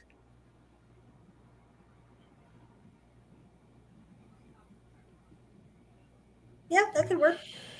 I was going to say it got quiet. Maybe I'm thinking y'all are like really opposed to me and you just didn't want to say I nothing. was thinking like how it was work because I'm like 3 hour Dynamite. It's like, no, that makes sense because they do have like sometimes they have like an hour long overrun anyway. So yeah, that could work. Like on the surface, I'm not really in favor of another 3 hour weekly wrestling show, but as long as it got other people that are sitting in fucking purgatory on TV, I'd be okay with it. I think you know what though, like this is the problem. Like you could tell the more we're talking about this, the more you realize, man, they really needed fucking Shockwave, huh? Holy shit. Yeah, whatever. Like, I'm over it. Like, I think Daniel Garcia should be utilized better, and there's no reason a guy with his legitimate backstory why he can't be fucking over as a big time babyface. The fact that they have fumbled that bag is a crime. Like, any booker would have had a field day with that shit, and then the fall of Adam Cole needs to be fucking studied. I mean, to be fair, the injuries didn't help. No. This is accurate when it comes to Cole, but to Benny's question, I'm going to put it to you like this, Benny. And I swear to God, I'm not trying to be a sarcastic asshole here, despite what some people may think about me when it comes to AEW. Would you like me to rattle off the tag division or the women's division? Because I could give you a list of names for both. Yep. That could benefit from an extra hour of television. So you let me know, Benny. Tag or women? Yep. I was about to be the smartass and say, why not both? I agree. I'll name the tag division. JJ, you can take the women's. Well, I can start. I can do a little bit of both. That's absolutely fine because I threw it out there. I mean, we just rattled off a whole bunch of them when we were talking about the tag titles earlier. Yep. Top Flight. Number one. Yep. Where did I say they were called? The Crew. The Crew, number 2, yeah. Or Rush to Action, as James dubbed them. Because it's a better name. Gates of Agony. Gates of Agony. GYV. You've got the Guns, who came back and all of a sudden are missing from television again. Yeah, the Guns. The Righteous. The Righteous. GYV, Shane Taylor Promotions. Yep. What about, I don't know, Nick Wayne and Kip Sabian? Yep. The Patriarchy. Yeah. Do you still call that? Yep. Yeah. Okay. No name change yet? Okay. Patriarchy, whatever they are. No, see, I wasn't complaining when Rampage was a thing, and I was the one that said that Rampage needed to be an hour women's showcase. Yes. I was so arguing. We could feature 3 women's matches in an hour and start to push storylines. I argued that they should have turned it into a 2-hour show and made that Ring of Honor show Rampage, because Ring of Honor Rampage. I was thinking that too. Yeah, like why did you can look on my Twitter feed. There are many times where I said, why don't you make Rampage the Ring of Honor show? Yes. It's an hour long, and Ring of Honor was an hour long every Saturday. And if you like I said, I was saying make it a women's showcase because then Tony Khan would have something up on the WWE. An hour weekly broadcast that just featured women's wrestling. Thunder Rosa. Oh yeah, she was Chris happy on Statlander. Rampage. Yeah. That could have worked. Chris Statlander, Penelope Ford, Harley Cameron, Taya Valkyrie. How about making Deonna fucking Purrazzo the anchor of that shit?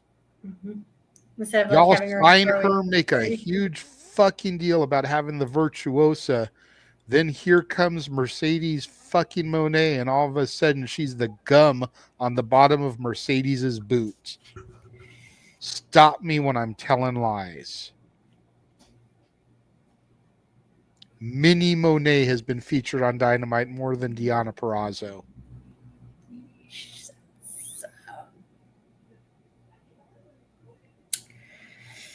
Yeah, that's sad. Because it's like, Where's Riho been? What about Hikaru Shida? Is Ruby Soho ready to come back after giving birth? Where's Anna Jay and Ty Mello?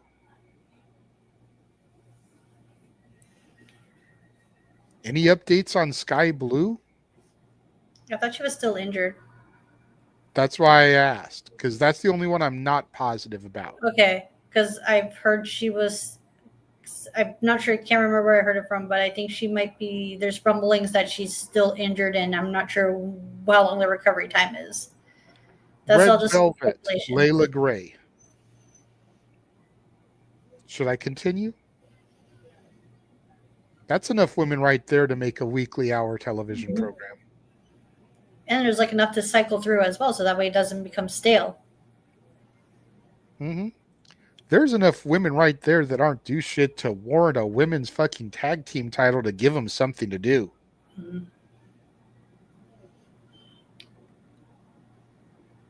Although Tony Khan's having enough of a hard time booking the tag division, and he already has bad enough time to book 2 singles women. I'm not sure how a women's tag division would work in AEW. I could fucking do it. That's the problem. Yeah. See, that's the thing, is that Tony just needs to delegate. Yep. Like hire if necessary. Yes. Or delegate within. How do you have Serena Deeb on your roster and you can't properly book a women's division? Yeah. Make it make sense to me, Ash.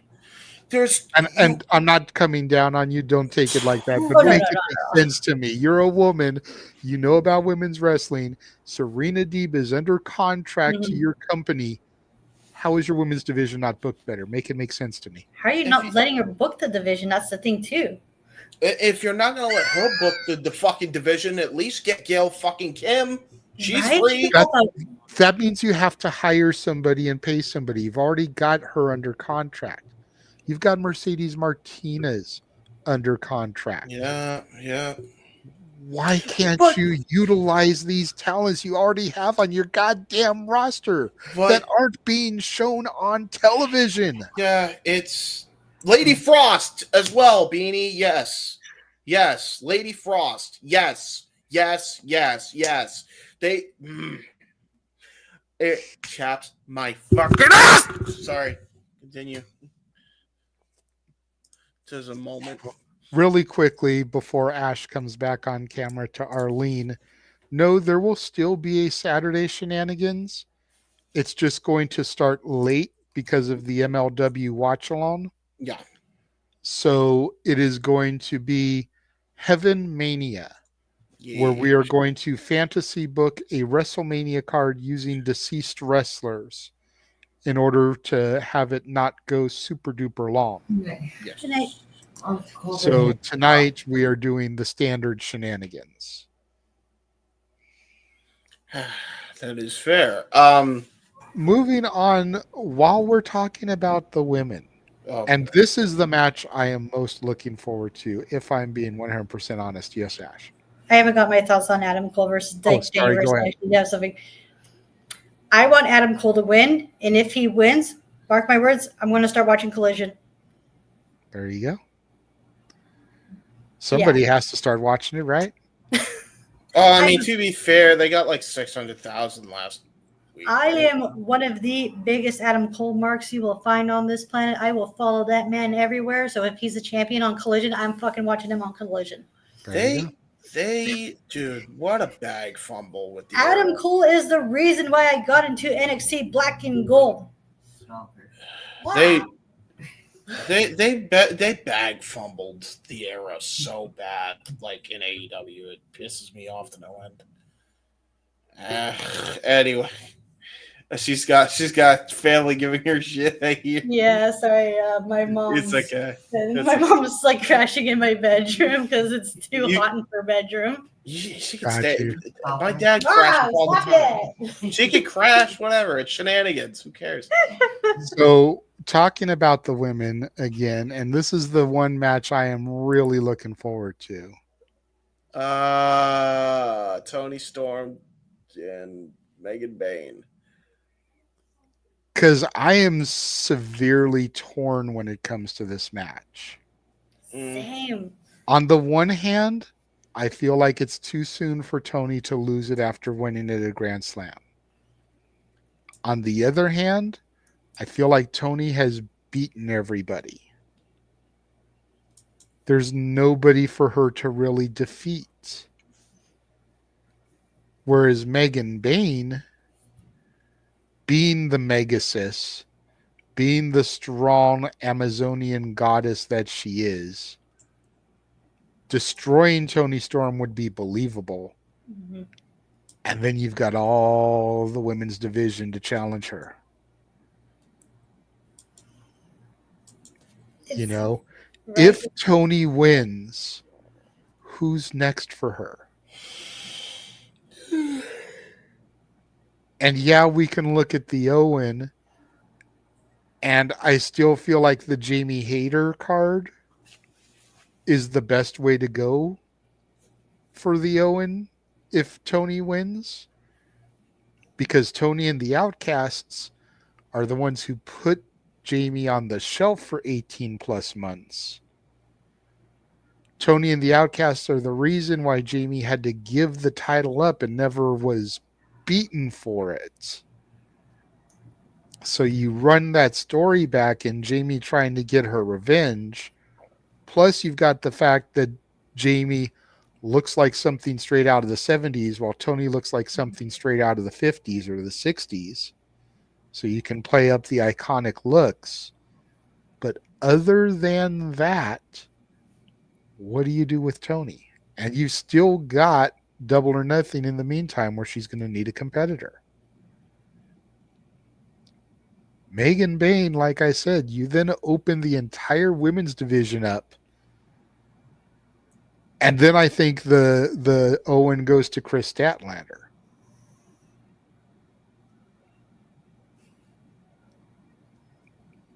Go ahead, Al.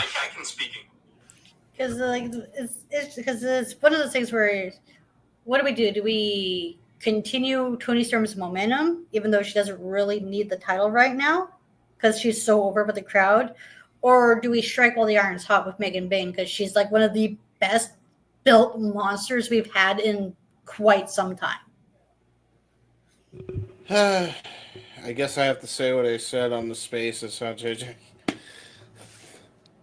Go for it. I mean, there's going to be people here that didn't listen to the Spaces, so they didn't hear it before. Because the way I see it is like if Megan Bayne does win, we got Chris Statlander waiting for her. We also got Thunder Rosa waiting for her. There's opponents already lined up for Megan Bayne, as well as like a whole new slew of opponents for her as well. Mm-hmm. Because she has yet to go through the entire women's division, whereas Toni, on the other hand, there's really not much for her other than running back the feud with Jamie Hayter. Okay. So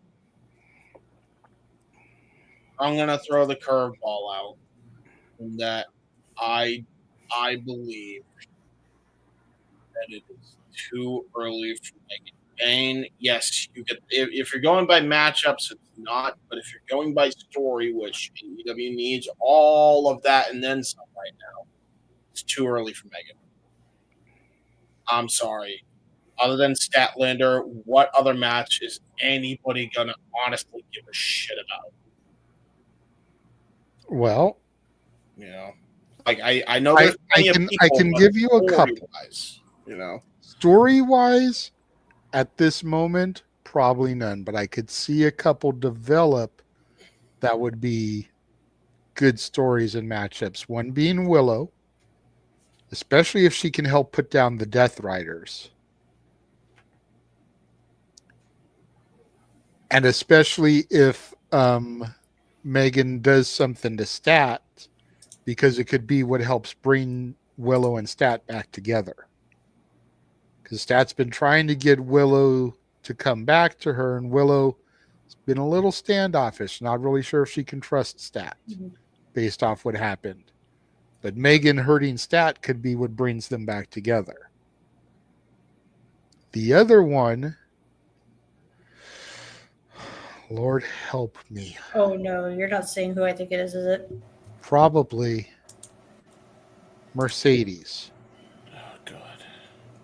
And I'm saying that because there's already conversation. There was rumored was going to happen at the show we did. But there's already talk about having Mercedes versus Megan at House of Glory and having Mercedes take that title from Megan. If that ends up happening between now and, let's say, All In, then there could be something there because Mercedes could bring it up. You know, Mercedes isn't above wearing all her titles on television, one of which would be that House of Glory championship that Megan held. I beat you for this title. I'm going to take that one from you too. All right.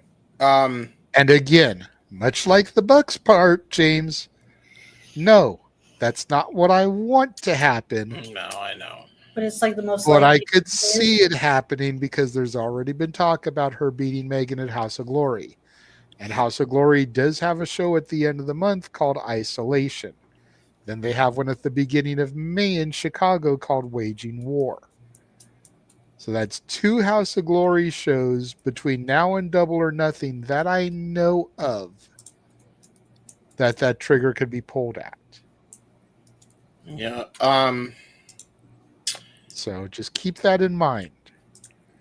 Okay, so I'm going with logic and some justification, and also just the fact that we need story. So I'm going with all those factors. Okay. Fuck Mercedes. She does not deserve the House of Glory title after what the fuck she pulled at House of Glory last time. I don't care what y'all say, and I do not like the prick. But JD had no reason to be removed off of commentary, none whatsoever. And I know this man is a fan of JD. He will 100% co-sign on that one. So I wouldn't go as far as to call me a fan, but I find him entertaining. Yeah. Let's leave it at that. I find him entertaining. Fair enough.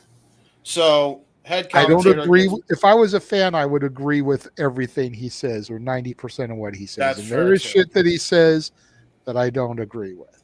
I agree. But I do find him entertaining, just like I find Vince Russo entertaining. Don't tell him that you disagree with him. He'll block you. Anyway. Hi, soft ass. How you doing? Anyway.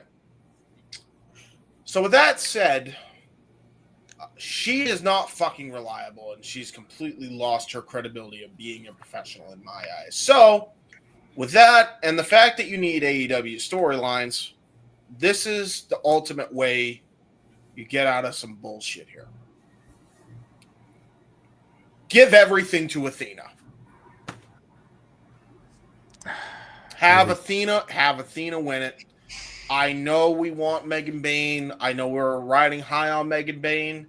Again, you need more story, and right now the biggest story that you could do that isn't Tony in the fucking women's division, anything to do with Tony in the women's division right now, is the fact who is the best wrestler out of Athena and Mercedes. You have that. You can easily book that. Have it be a winner-take-all in the semifinals. Have Mercedes lose via DQ because she gets herself disqualified, and that leaves Athena to win the Owen Hart title because she'll have a belt on her. That would make 2 belts. And then have her go, and she fights Megan Bayne and defeats her at House of Glory because she'll actually know how to fucking do business. And that will make 3 belts. And then at All in Texas, Mercedes. Actually, before that, have her win against Toni Storm as well, early before All In, and have her lose it because Jamie Hayter cost her to keep that program going between Toni Storm and Jamie Hayter that has a lot of unfinished business that at this point is beyond fucking titles if you really want to book it that way. Now you have one storyline in the women's division that's about personal grudges, and then you have another storyline of who is truly the fucking best. One has 4 titles, the other has 4 titles, winner take all. And have Athena win the whole fucking kit and caboodle in her home state. See? So it's better than what we have, and it's better than what Tony's given us. That's all I'm saying. Here's the problem, though, James, and I love your optimism, and I would love to see it play out that way. It won't. I know. But unfortunately, people forgot who Athena is. She has not been on TV proper for over a year. If a tree falls in the forest and no one's around to hear it, does it make a sound? She's hidden away on the Honor Club, on Ring of Honor, having banner matches that maybe the same viewing audience of TNA on Access watches.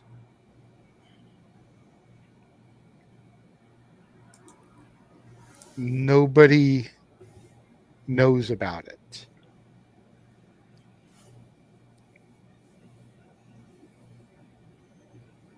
So if you work this story, Athena is going to be the easy loser because Mercedes is visible.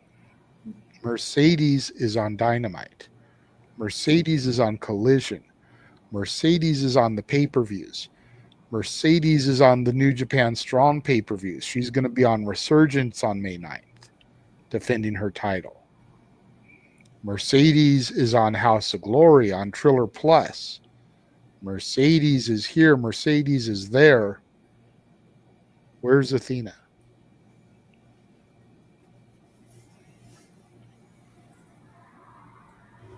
That's the problem. I get that, but like you could easily book something. And again, my logic is no matter what company that nobody has watched, the title reign is significant.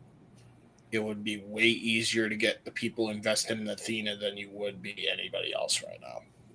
I disagree because people are invested in Megan Bayne, and Tony Khan has a history of not pulling the trigger at the right moments. This is an instance where he could fix that and pull the trigger while everyone is hot for Megan Bayne.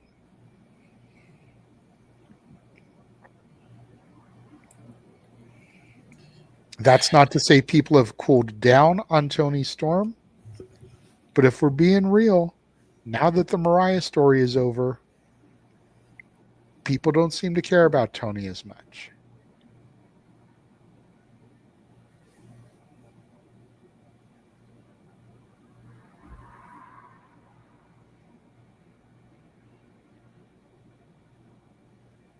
I mean, I don't know, man. I don't know. I think at this point we're starved either way, and I understand like we want Megan Bayne to get her moment. I just don't trust Tony with people that size. You know what? Emmanuel just made a fantastic comparison. I'm just not going to bring it up because of the misspellings. I don't want to bust his balls for the flubs there. Mercedes is Charlotte Flair defeating Asuka at WrestleMania. Asuka went into that WrestleMania, just called up to the main roster, undefeated streak intact, but that was the black and gold NXT. How many people really followed it? How many people that watched the main roster knew about Asuka's undefeated streak. Charlotte crushed her at WrestleMania. Mm-hmm. It was Athena comes in 800 something, 900 something days as Ring of Honor Women's Champion over 2 years, undefeated in all these matches, goes up against the mighty Mercedes. Gone in an instant. Just like the Avengers turning into dust after Thanos snaps his fingers. Mr. Stark, I don't feel so good right now. Yeah, this shit is Tony's booked himself in a fucking impossible situation because he always seems to manage to do it. Trust me, I would love for it to be Athena. Yeah. Until I saw the Owen bracket, I was solidly behind it being Athena. Yeah, that's very questionable. Like But the then way I they saw mapped it out. Yep. I'm just like, what's the story, Morning Glory, about the brackets? Because it's just like, what's the end game here? What's the end goal? Why would they give us that as the semifinals instead of trying to save that for the finals? Right.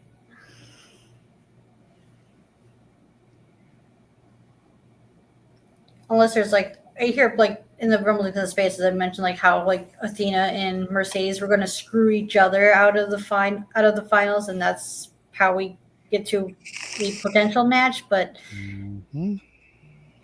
it's plausible. But how do we get there?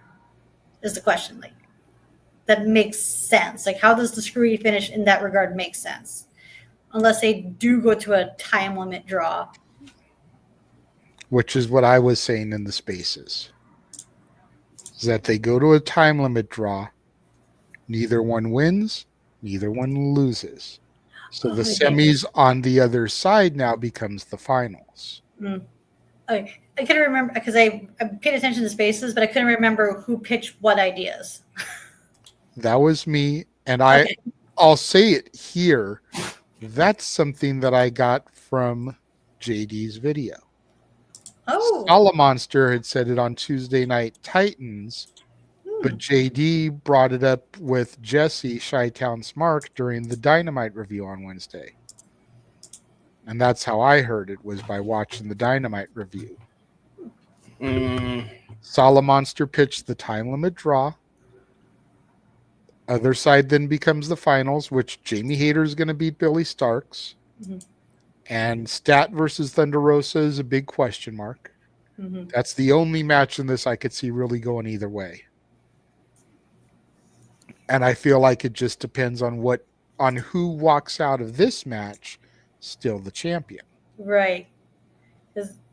Because if Tony walks out, Jamie's going to win and it doesn't matter.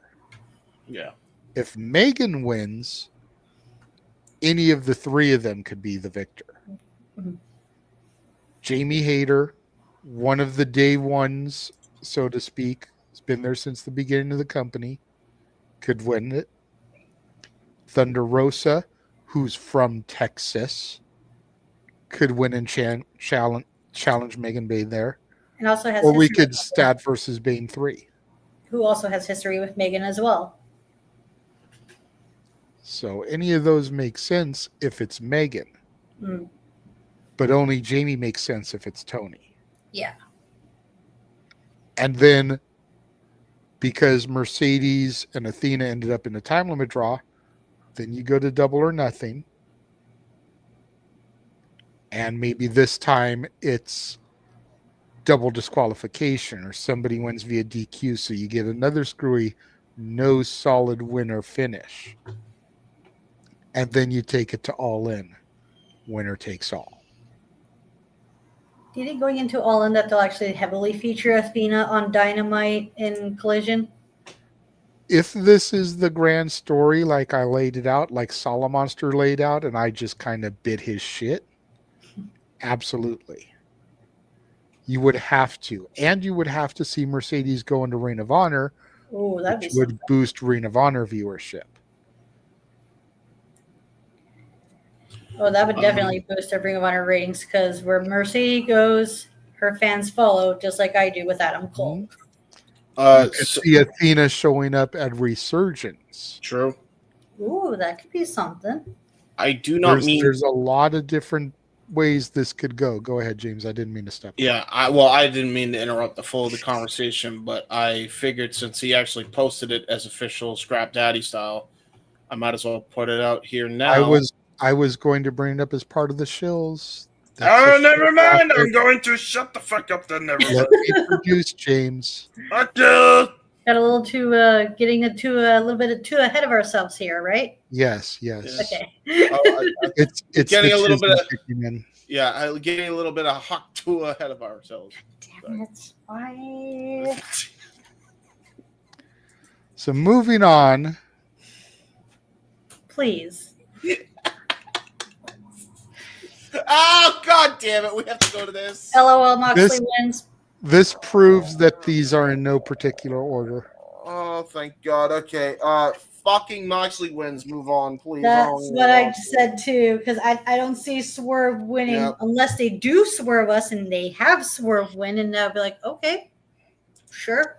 My heart says Swerve. My brain says fucking Mox. Just Mox. The thing is it's like, because I thought the end game was we're going to get the title on Darby, but we still don't know what the condition of Darby is, and everyone's 95% of the people are sick of the Death Rider shit, and they want to get Moxley half that title. So just like, do we get it over and done with and put Swerve on the title, and maybe have Hangman win the Owen, so we go back to Swerve Hangman, or do we still drag this out because Tony Khan doesn't know how to pivot? Because he's like, no, our end goal is Darby. I don't know how we're going to do it, but we're going to get that title on Darby.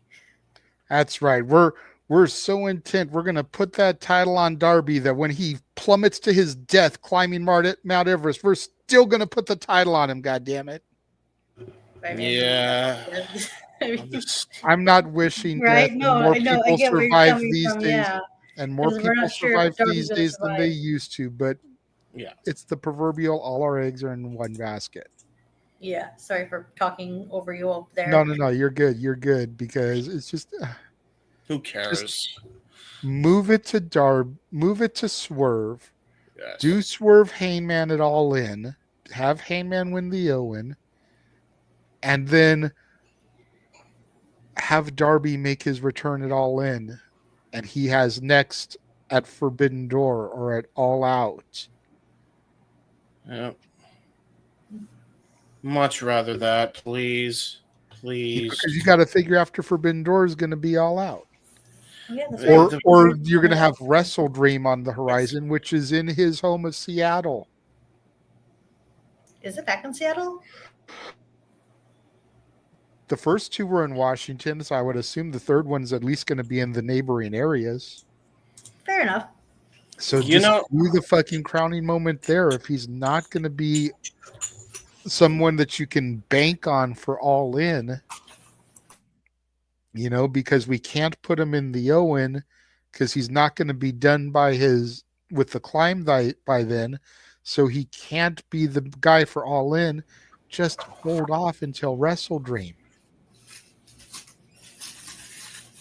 Pivot to Swerve in the meantime.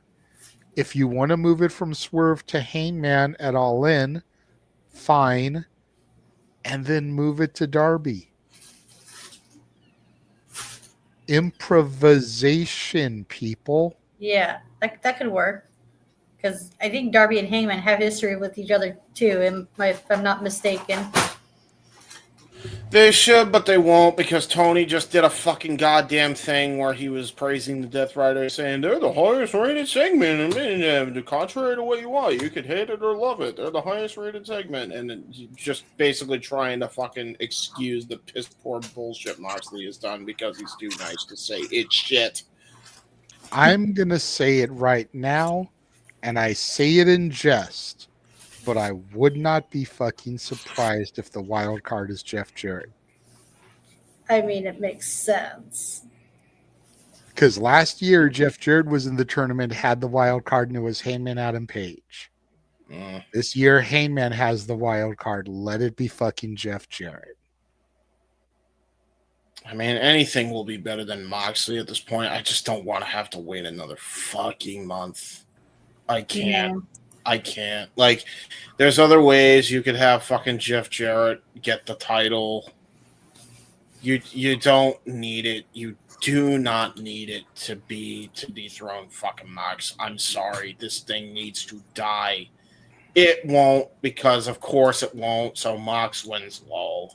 I mean, at the end of the day, I still am not 100% banked on Heyman winning this thing. I think the finals are going to be Ospreay Fletcher. Probably. Oh, that's with Ospreay getting the W. So we get Moxley versus Ospreay. Mm-hmm. Much rather that than I'd You much do rather Moxley versus Ospreay at All In. You have Moxley cheat to win, or you have Ospreay get disqualified. Some kind of screwy finish, not a solid pinfall submission victory. Ospreay demands a rematch at Forbidden Door the next month in London. You put the title on him there. Yeah, that's one way to do it. It's one more month of Mox. But goddamn it, if we have to tolerate this long, I can sit through another 30 days to give Ospreay the moment in the UK. Yeah, true, because we still don't know the condition of Darby Allin. And if one thing I've learned about Tony Khan, he's about making moments. That's true, because like what they did with Saraya at All in London, right? That whole first All In show, from Jericho performing, doing the Freddie Mercury, to Saraya being given the title, that whole show was moment after moment after moment. So you let Mox take on Ospreay, a man who made his name really in New Japan. So there's the Forbidden Door aspect of it, even though he's now technically a contracted AEW superstar. Mm-hmm. Versus a guy who made his name in WWE, if we want to be honest. Yeah. Yeah, he did the indies beforehand. I'm not going to take anything away from Mox before he was Ambrose. But everybody knew who he was because of the Shield. Yeah. So you've got New Japan versus WWE and an AEW Forbidden Door pay-per-view for the championship in the UK. Book it. But that's how I think the Owen's going. I think it's going to be Ospreay Fletcher. Ospreay wins. Mox will get DQ'd. Mox will get counted out. Ospreay will get the pinfall, but Mox's foot will be under the rope, so it'll be a false finish. Something is going to hold it up, and then we're going to move to Forbidden Door. And that's where it'll happen. Right, because if Darby's not ready, who else do we have other than Ospreay as like a top babyface? Because Omega's occupied elsewhere. Speaking of Omega, great segue, Ash. Yeah. I'd much rather talk about this. This is which one is going to get pinned to lose to Kenny Omega match? Ricochet. This is going to be a fun freeway. Yeah, it's going to be a banger. But why are you going to hand Mike Bailey his first defeat? Well, I mean, at least you won't get pinned. Yeah, I mean, he's losing regardless because he's not going to walk out the winner. Mm-hmm. But you don't want him to eat the pinfall. Right, because it's too early. Got to keep him strong. So you got to pin Ricochet. It just sucks for Speedball to be in this and not the Owen. Yeah.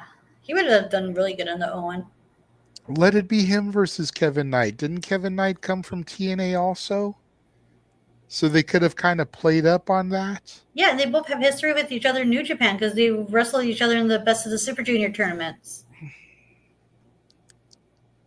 I'm just handing it here to Tony. Jesus. My God, I'm making this episode a New Japan heavy episode. It's fine because I didn't know about that history, but it's like, what are we doing? Instead of having Ospreay versus Kevin Knight, we could have Speedball Kevin Knight. Mm-hmm. Both just came into the company. One of them has to lose, but which one do you give the loss to? Then at least Kevin Knight taking the L makes sense because you're going to bank heavier on Speedball. Tony doesn't know what. Make it make sense. Tony doesn't know what he's doing. This is what we've learned. This is why I don't watch the weekly shows. I got to watch the pay-per-views because nothing makes sense. I don't blame you. It's just what I got to do. Like, it's the only way I can have sanity in my life. Do you think it's possible that whoever doesn't eat the pin in this match, that's who Omega's next challenger is at Double or Nothing is? Because we still got like plenty of time before we kill for the eventual Omega Okada 5 match at All In. Yeah, I could see that. I could see whoever doesn't get pinned here is the Double or Nothing match. Give me that sweet Canadian awkwardness. I want to see Omega versus Speedball. And honestly, if you really want to propel the story, put Okada at Double or Nothing against whoever does get pinned. I mean, have you seen how Omega and Omega and Speedball talk to each other? It's just people call it awkward. No, that's just two Canadians talking to each other. That's how we talk to each other up here. So what? It's like, oh, you just came from AA, eh? Yeah, I came from AAA. I need AAA to tow my car. Oh, yeah, I got AA. Yeah, you're not wrong. Family Guy reference. If you know. Stop. No. Please stop. You can't make me. That's why I said please. I know I can't make you. That's why I said please. Give me that sweet Canadian goodness. Give me something to enjoy on AEW Something. Dynamite. Give me Speedball and Omega and their adorable, awkward promos that I love so much. Because give me that sweet Canadian goodness. Give me something, please. All I know is if we're going to get a promo off between them, someone needs to animate it South Park style so they have the flapping heads. Yeah. Aim, stop with the puns. What puns did I have? I forget now. Oh, the Family Guy reference. It's not a pun. That's a reference. There's a difference. But yes, what the fuck are they? What are we gonna do? The new Golden Lovers, Golden Jets, Speedball, Mike Bailey, and Kenny Omega bring him back. Be like, fucking, and then Kota Ibushi comes back. He gets jealous. It's like I'm the only one that's supposed to have the perm that you like to be bisexual with. Me. Damn it, James. It's true. Anyway. All right. Fucking. I feel bad for Julia. God damn it. I swear I'm getting a fucking aneurysm each match we fucking see on this card. How the mighty have fallen. Right? I mean, so they let Malachi Black go. Yep. Then Buddy gets injured. Yep. And then they basically separate Julia and Brody. Yeah. After, by the way, we find out that fucking Buddy was pressured to even resign in the first place, allegedly, and then he gets her right after that. So that's nice. And then they basically separate her and Brody, and it's just like, man, can Sky Blue come back and help her against Mercedes, please? Because I miss Sky Blue on my television set. I mean, I love Julia, but like, come on, this is. I feel for her. Right. Damn She's a former TBS champion, and they haven't really done anything with her since she came back from injury. Yeah, I mean, it's Mercedes wins Law. Can we just move on? I feel sad going over this card. I thought I'd be more happy. I'm just depressed. I mean, it seems to be the pattern for TBS champions. They lose and they get forgotten about. Jade lost to Stat, left the company, and now they're trying to erase her from history. Mm-hmm. Stat lost the title. Willow lost the title. Willow never had the.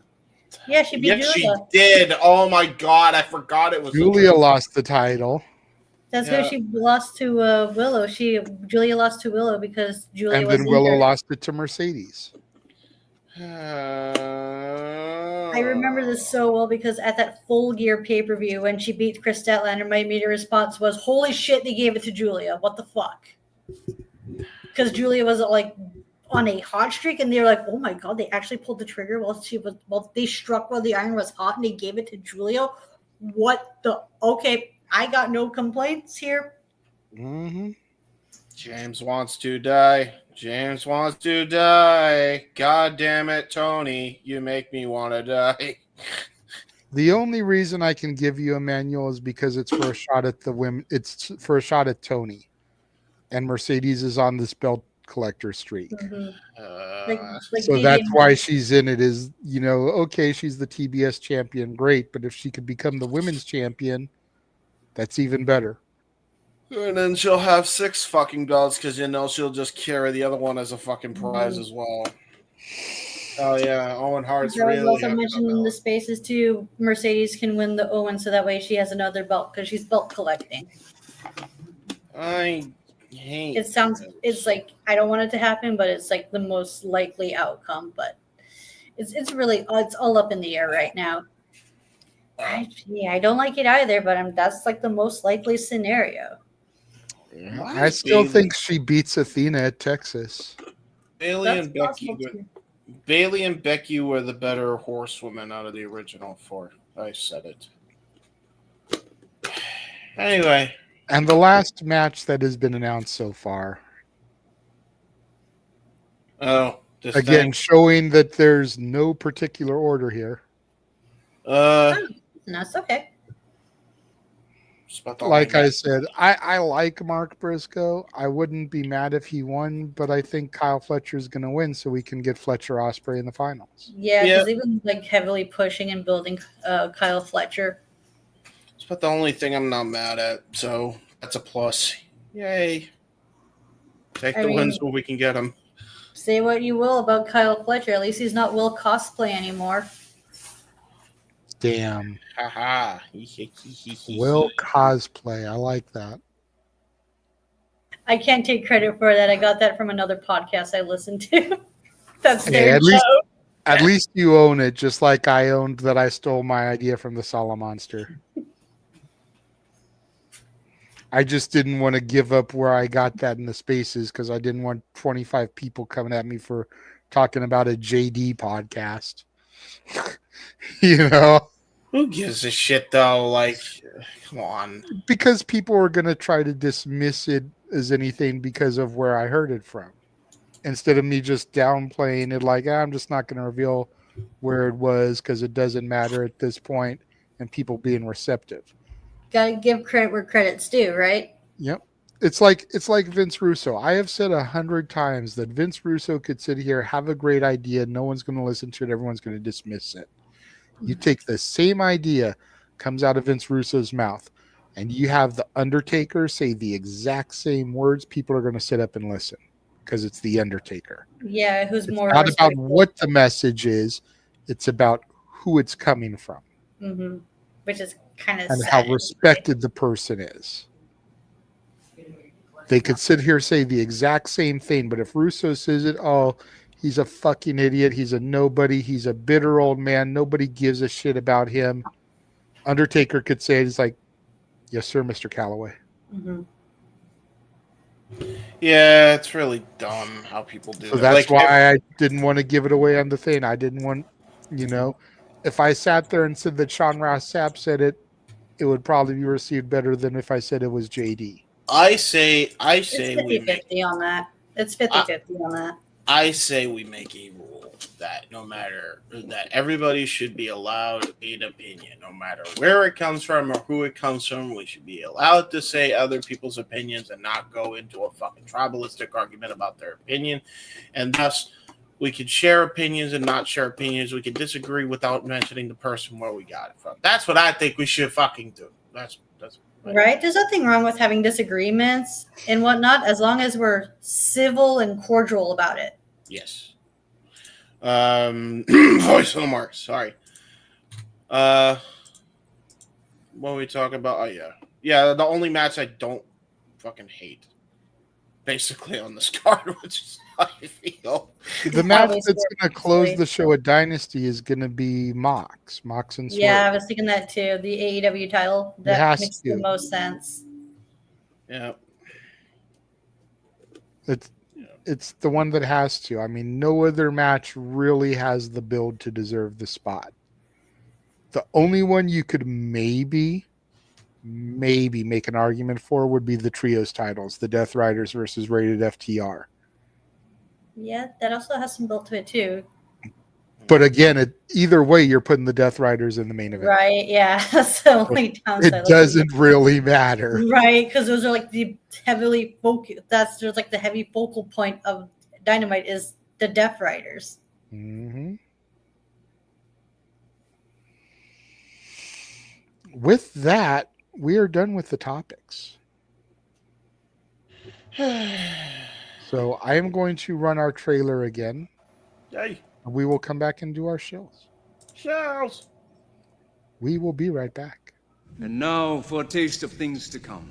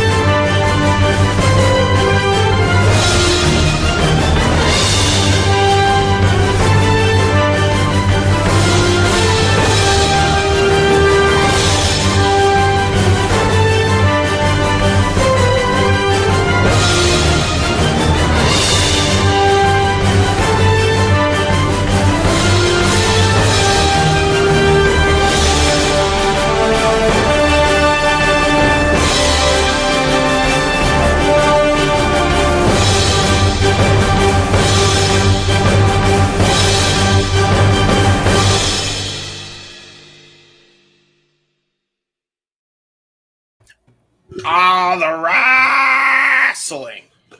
Damn it. Wow.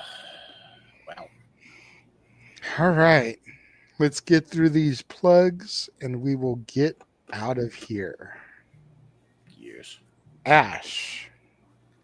You can find me on X, the app formerly known as Twitter, at ShadowBadAsh. You can also find me sometimes speaking, mostly listening and lurking in the shadows on the spaces every Tuesday, Thursday, and occasionally Friday, Saturday, Sunday. But mostly Tuesday and Thursday. Yes. And subscribe, and don't be a dickhead. Subscribe for Baddie for Wrestling. That's yes. right. Subscribe to her channel. She's my best friend. Hi, you should subscribe to me too and follow me. I'm doing a Spaces tomorrow, and it's going to be full of tism. Fair warning. I'm going to be going over fantasy booking stuff that I did in 2021 for AEW on that show, and it is a goddamn monstrosity, or it's brilliant depending on how you look at it. I kind of see both sides of that coin. Looking back on it now, I put in a lot of MMA fighters, in the booking. Is it because of the? Is it because of the Dan Lambert connection? Yes. Yeah, that's who I was gonna say. Yeah. So basically, okay, I went over it already, but yeah, basically I had MMA guys. I had guys that used AEW for leverage at one point and kind of based my roster off of those things, and then the partnerships that they had with New Japan as well, and that's basically where I got the hodgepodge of nonsense. What New Japan people did you have in there, if you don't mind me asking? See, that I can't spoil it on here. You got to tune in on Saturday. Are you going to be there Saturday or no? Depends on what time it is, because it's my dad's birthday tomorrow, and we might do something. It is 6:00 Eastern. I don't know what time. I might be able to listen to it, but okay, yeah, because we're gonna make that like the first topic, like the minute we start. Because do I know some of these people involved? You'll know a lot. You'll know a lot. Will I like some of the people? I think you'll like a good 95%. Okay, so that means it's a lot of LIJ, TMDK, and Bullet Club. I believe you. Yeah, actually, you might be correct. I don't know if I got Zach. I don't know though. I don't know if I got Zach Sabre Jr. I would hope so, but honestly, I don't know. If I did, then yeah, he's somewhere in there. I just don't know where. Wait, hold on. Wait. You said 2021, right? Yeah. Oh no, that's not TMDK. That's Suzuki-gun. Okay, so yeah, definitely. Because TMDK wasn't a thing until 2022. Okay, so I definitely have him if it was Suzuki-gun. Then I think I have him. Well, they have him with freaking Taichi, don't you? As Dangerous Techers. I might. Yes, I think I do. Yeah, because yeah. Anyway, it's the whole thing. You'll see it on Saturday. If you can't show up, let me know, and I'll just send you the fucking thingy. I have like a whole Word document that I'm going I might have to catch it on the replay depending I'm doing it strictly, by the way, for Hannibal's fucking what the fuck reactions. That's essentially why I'm doing it. Because Ryan kind of already knows some of the shit I did, but I kind of want to know Hannibal's reaction because I think it would be funny to fucking make him go, why? Or, oh, wait. Or, I hate you. So it should be fun on Saturday. Tune in. Jay Hebert Side 95 on X. Check it out. What he said. Make sure that you follow Walter. Yes.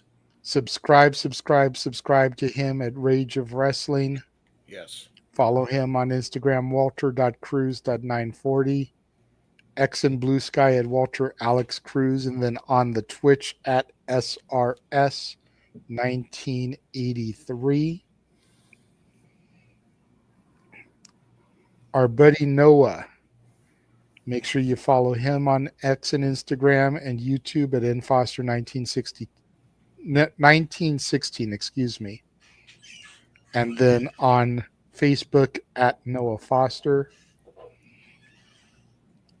Let me see. Did I load the new one in here for me? No, I did not. Okay. It's probably better anyways. You can find me on Instagram, The Renegade JJ Williams, YouTube, Casa D18 Studios, X at ROWJJ Williams, and Casa D18 Studio. Yes. Not plural. Yes. Casa D18 Studio is where all the spaces that I do can be found. Again, the space schedule is right here. Tuesdays and Thursdays, Tribalism Free Zone. Wednesday, Walter hosts Simple Spaces. Fridays and Sundays are Rock and Ropes, and Saturday is Wrestling with Tism. That's my podcast, by the way, in case you couldn't fucking tell. Follow Jeff. Jesus, I told him I didn't like how busy this was. The writing is so small now. Can't really see it, but I think it's at Jeff Meacham for all of the socials, YouTube, Facebook, X, and Insta. Do you want me to help you? Because I can read, because my screen is big enough. Oh, sure, but the live button is covering one of them completely, so. Yeah, but I can still read that. I know what it says. Okay, so you guys can follow Jeff Meacham, our buddy, at Jeff Meacham on YouTube and Facebook, and at X and Instagram at _Jeff Meacham. And I believe he is on Blue Sky _ Jeff Meacham also. His upcoming live stream appearances are as follows.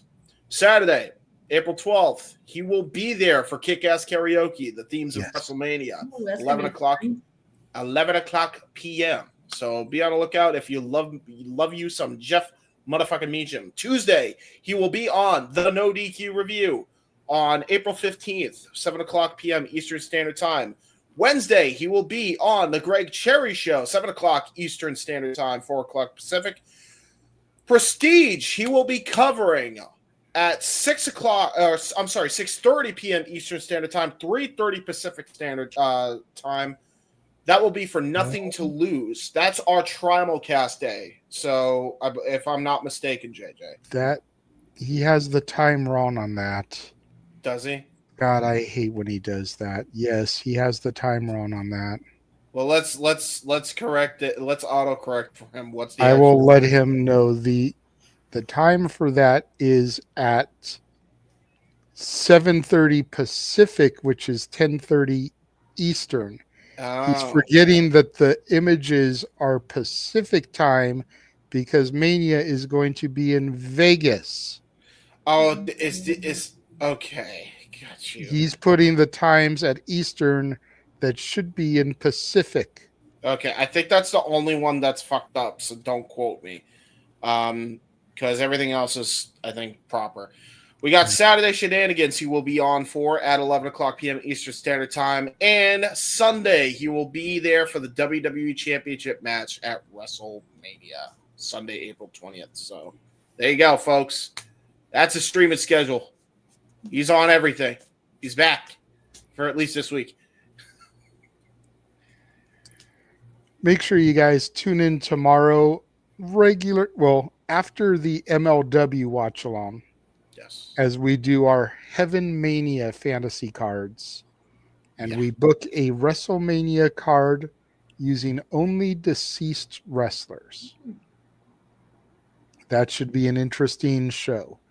I don't want to call it fun because we're using deceased wrestlers, which is kind of sad, but it should be a good show. Yes. Definitely looking forward to seeing what everyone has in store. And then if you missed it earlier, go back in the archives, watch my interview with La Princesa Tiffany Nieves. She was only going to give us about 15 to 20 minutes of her time, ended up staying for close to an entire half hour. So we want to thank her for being so gracious and giving with her time.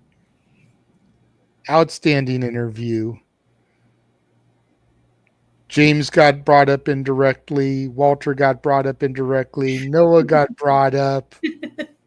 Yeah. La Princesa doesn't like James because he cheers for Natalia Markova instead of her. We did a watch along of their steel cage match. First ever women's cage match in Alabama history.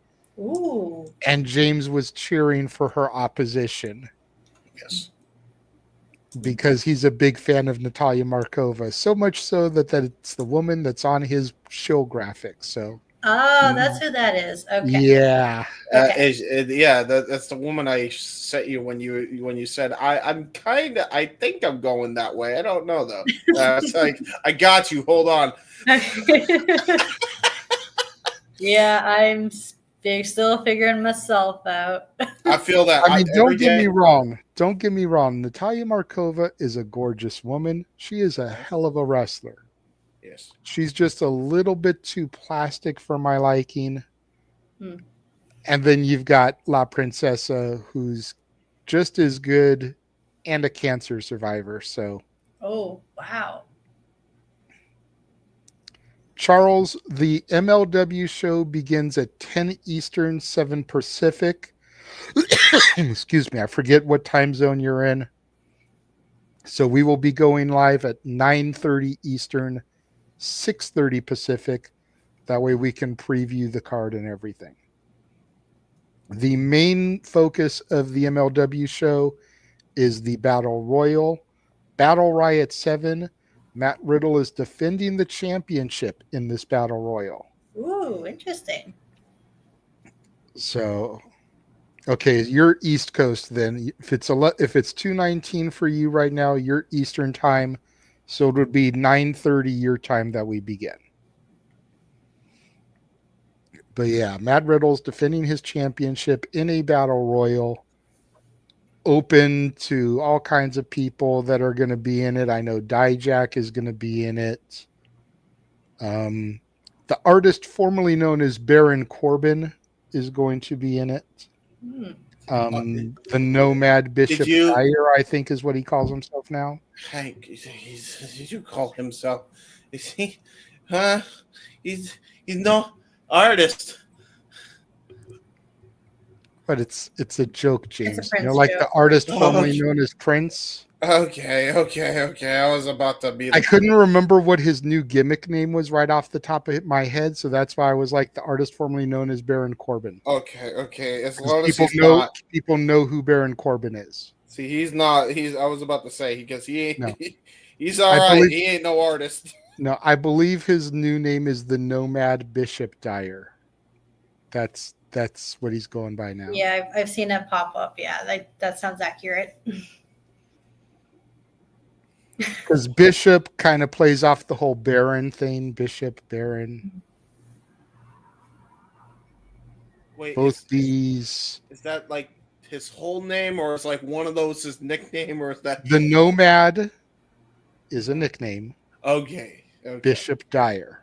Okay. I was like, oh man, that's a mouthful. If that's his whole full fucking name, I was like, holy shit. I was about to like, how are you expecting any ring announcer to pronounce that without getting tongue tied? Like, holy shit. All right, good. All right, that I can work with that. Okay. Yeah, I agree with Charles. James, you need rest. I am very tired. I'm very, very tired. So again, go back, watch that interview. Yes. Tune in tomorrow for the MLW watch long, and then immediately following will be Heaven Mania. Again, we're doing that. Try to keep it short. Just going to be doing those cards, and then we'll get out of there so we can still try to be off at a reasonable, normal time tomorrow. If you want to try to create a card, Ash, you are welcome to participate. If you don't think you can or you'd rather not, we understand. I prefer not to because I'm not very good with fantasy booking of like that stuff. But I'm more than welcome to like do like fantasy bookings for like present day stuff. That's fair. Like I'll gladly help you like previewing Dynasty. That's my wheelhouse. Reviewing also my wheelhouse. Well, kind of, even though I'm not the best at explaining myself, but I'm slowly but surely getting there. Exactly. Working on it. You're working on it. Fine. It's fun to get out of your comfort zone. That's all I ever fucking do. One of these days I'll join an AEW Spaces, hopefully this Thursday, reviewing Dynasty in the episode as well, all depending on how my work schedule is. Right. Well, I do want to get your thoughts on this. Yes. Oh my God! What? Wait, what? That's what we're fucking calling on that day, April 17th? Yes, you're getting a technical masterpiece, and you're gonna fucking like it. Of course I am. Are you shitting me? Fucking these two bitches had a good match at Final Battle 2017 in Ring of Honor. Hold on. Did you just call them bitches? Yes. Shut up. You know what? James, I have a question for you. I like her more now. Yeah? I have a question for you, James. What's up? Have you not been paying attention to social media as these matches have been getting announced? Yes, because I'm working, JJ. What are do you mean? You I was you born. see how I am So with you this. really have no idea what the fuck is going down on this day, aside from the No, fact that it's Bloodsport. Okay, so Ooh. so impromptu, you have this. Yeah. Okay. Okay, yeah. Oh, okay, all right, okay. Whoa, Stardom and WWE working together a little bit. Okay, Right? all right. Ooh, again. Ooh, double time. Okay. Yep. Oh, like she not with AEW? Layla Hirsch? I don't know. I believe she just got released. Oh, that makes me sad. Well, yay! Charlie Dempsey. Ooh, and he's fighting Nakoi. All right, yeah, I like that match. That's a really good match, actually. This is gonna be hard hit. This is gonna be fucking hard hitting. Yes! Yes! These two brawling brutes going at it. Yes. I like that. Natty Neidhart versus. That's gonna be fun. That's gonna be fun. Ooh, yes. I like it. And then, is that everything? That's everything so far. There's still people that Interesting. haven't been You know, announced for fight. matches yet. I sorry. Listen, I have been away all week prior, and then this week we've been doing spaces, and in between spaces, I've still been working on my uncle's doc, so I apologize. How's that going so far? Thank you. It's going very well. Do me a favor, sir. Yes. When you wake up in the morning, I'm not going to make you do it tonight because you're tired, you sleepy, you need to go memes. Yes. When you wake up in the morning, go to Natalia's X page and watch the 2-minute video promos that she put out on Miyu. Natalia. Natty Neidhart. She cut a promo on me? Miyu, her opponent for Blood. Oh, me. I had a fucking Rush Hour 2 moment. No, I am you. He is me, and I am you. And I'm about to whoop your ass, man, because I'm sick of playing games. Me, you, him, everybody's ass around here. She cut 2 promos on her to add to this matchup. Okay. I the first one, she drops the F-bomb. I like a good fuck. I mean, sorry. Good little Natty Neidhart. I bet you do. Thank you for that alley-oop into the slam. Thank you. I appreciate it. Yeah, there we go. Continue. Sorry. Anyway, what was that? We're mature adults. That was the end of it. No, we're not, Ash. Don't lie. That's why you hang out with us. No, we're not. I'm trying to be all dead ass serious. I got fucking called out. Again. This is how things were in the beginning when it was Josh and James. Like, we're mature adults. No, the fuck we're not. No, the fuck we're not. It was just like didn't not buy it at all. It was like no. Who you trying to kid? Just no. Yeah, no. How about now? James and I will be friends with how much insanity we could bring to a call for funny stuff. LOL. Maybe so, Charles. Maybe so. I mean, to be honest, we're gonna give Noah a fucking headache if both of us are on the goddamn call. If that's the case. I mean, shit. Oh, that poor boy. That poor boy. That poor boy. He needed a retreat this past week and a half. I pity to think what's going to happen to him come after Mania. Oh God! Right?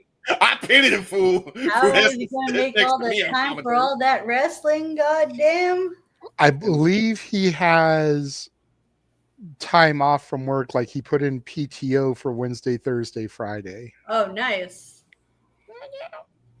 So he'll sleep during the day, do wrestling at night, sleep during the day. But man, it's going to be insanity. Right? Whatever works for him, right? Mm-hmm. Well, as long as it works for him, period. Right now, let's just hope he's better by the time he comes back. Exactly. Yeah. Your mental health and your health in general is important. Yes. Absolutely. Well, that is going to wrap things up before we go even deeper down the rabbit hole again. So thank you to Josh for being here in the beginning. Thank you to Ash for tagging in and joining us in the second half. Thank you to James for riding with me the entire time. Thank you to you, our loyal viewers. We will see you guys tomorrow for MLW Battle Riot and then for Heaven Mania following that. Have a good rest of your evening. We will see you all next time.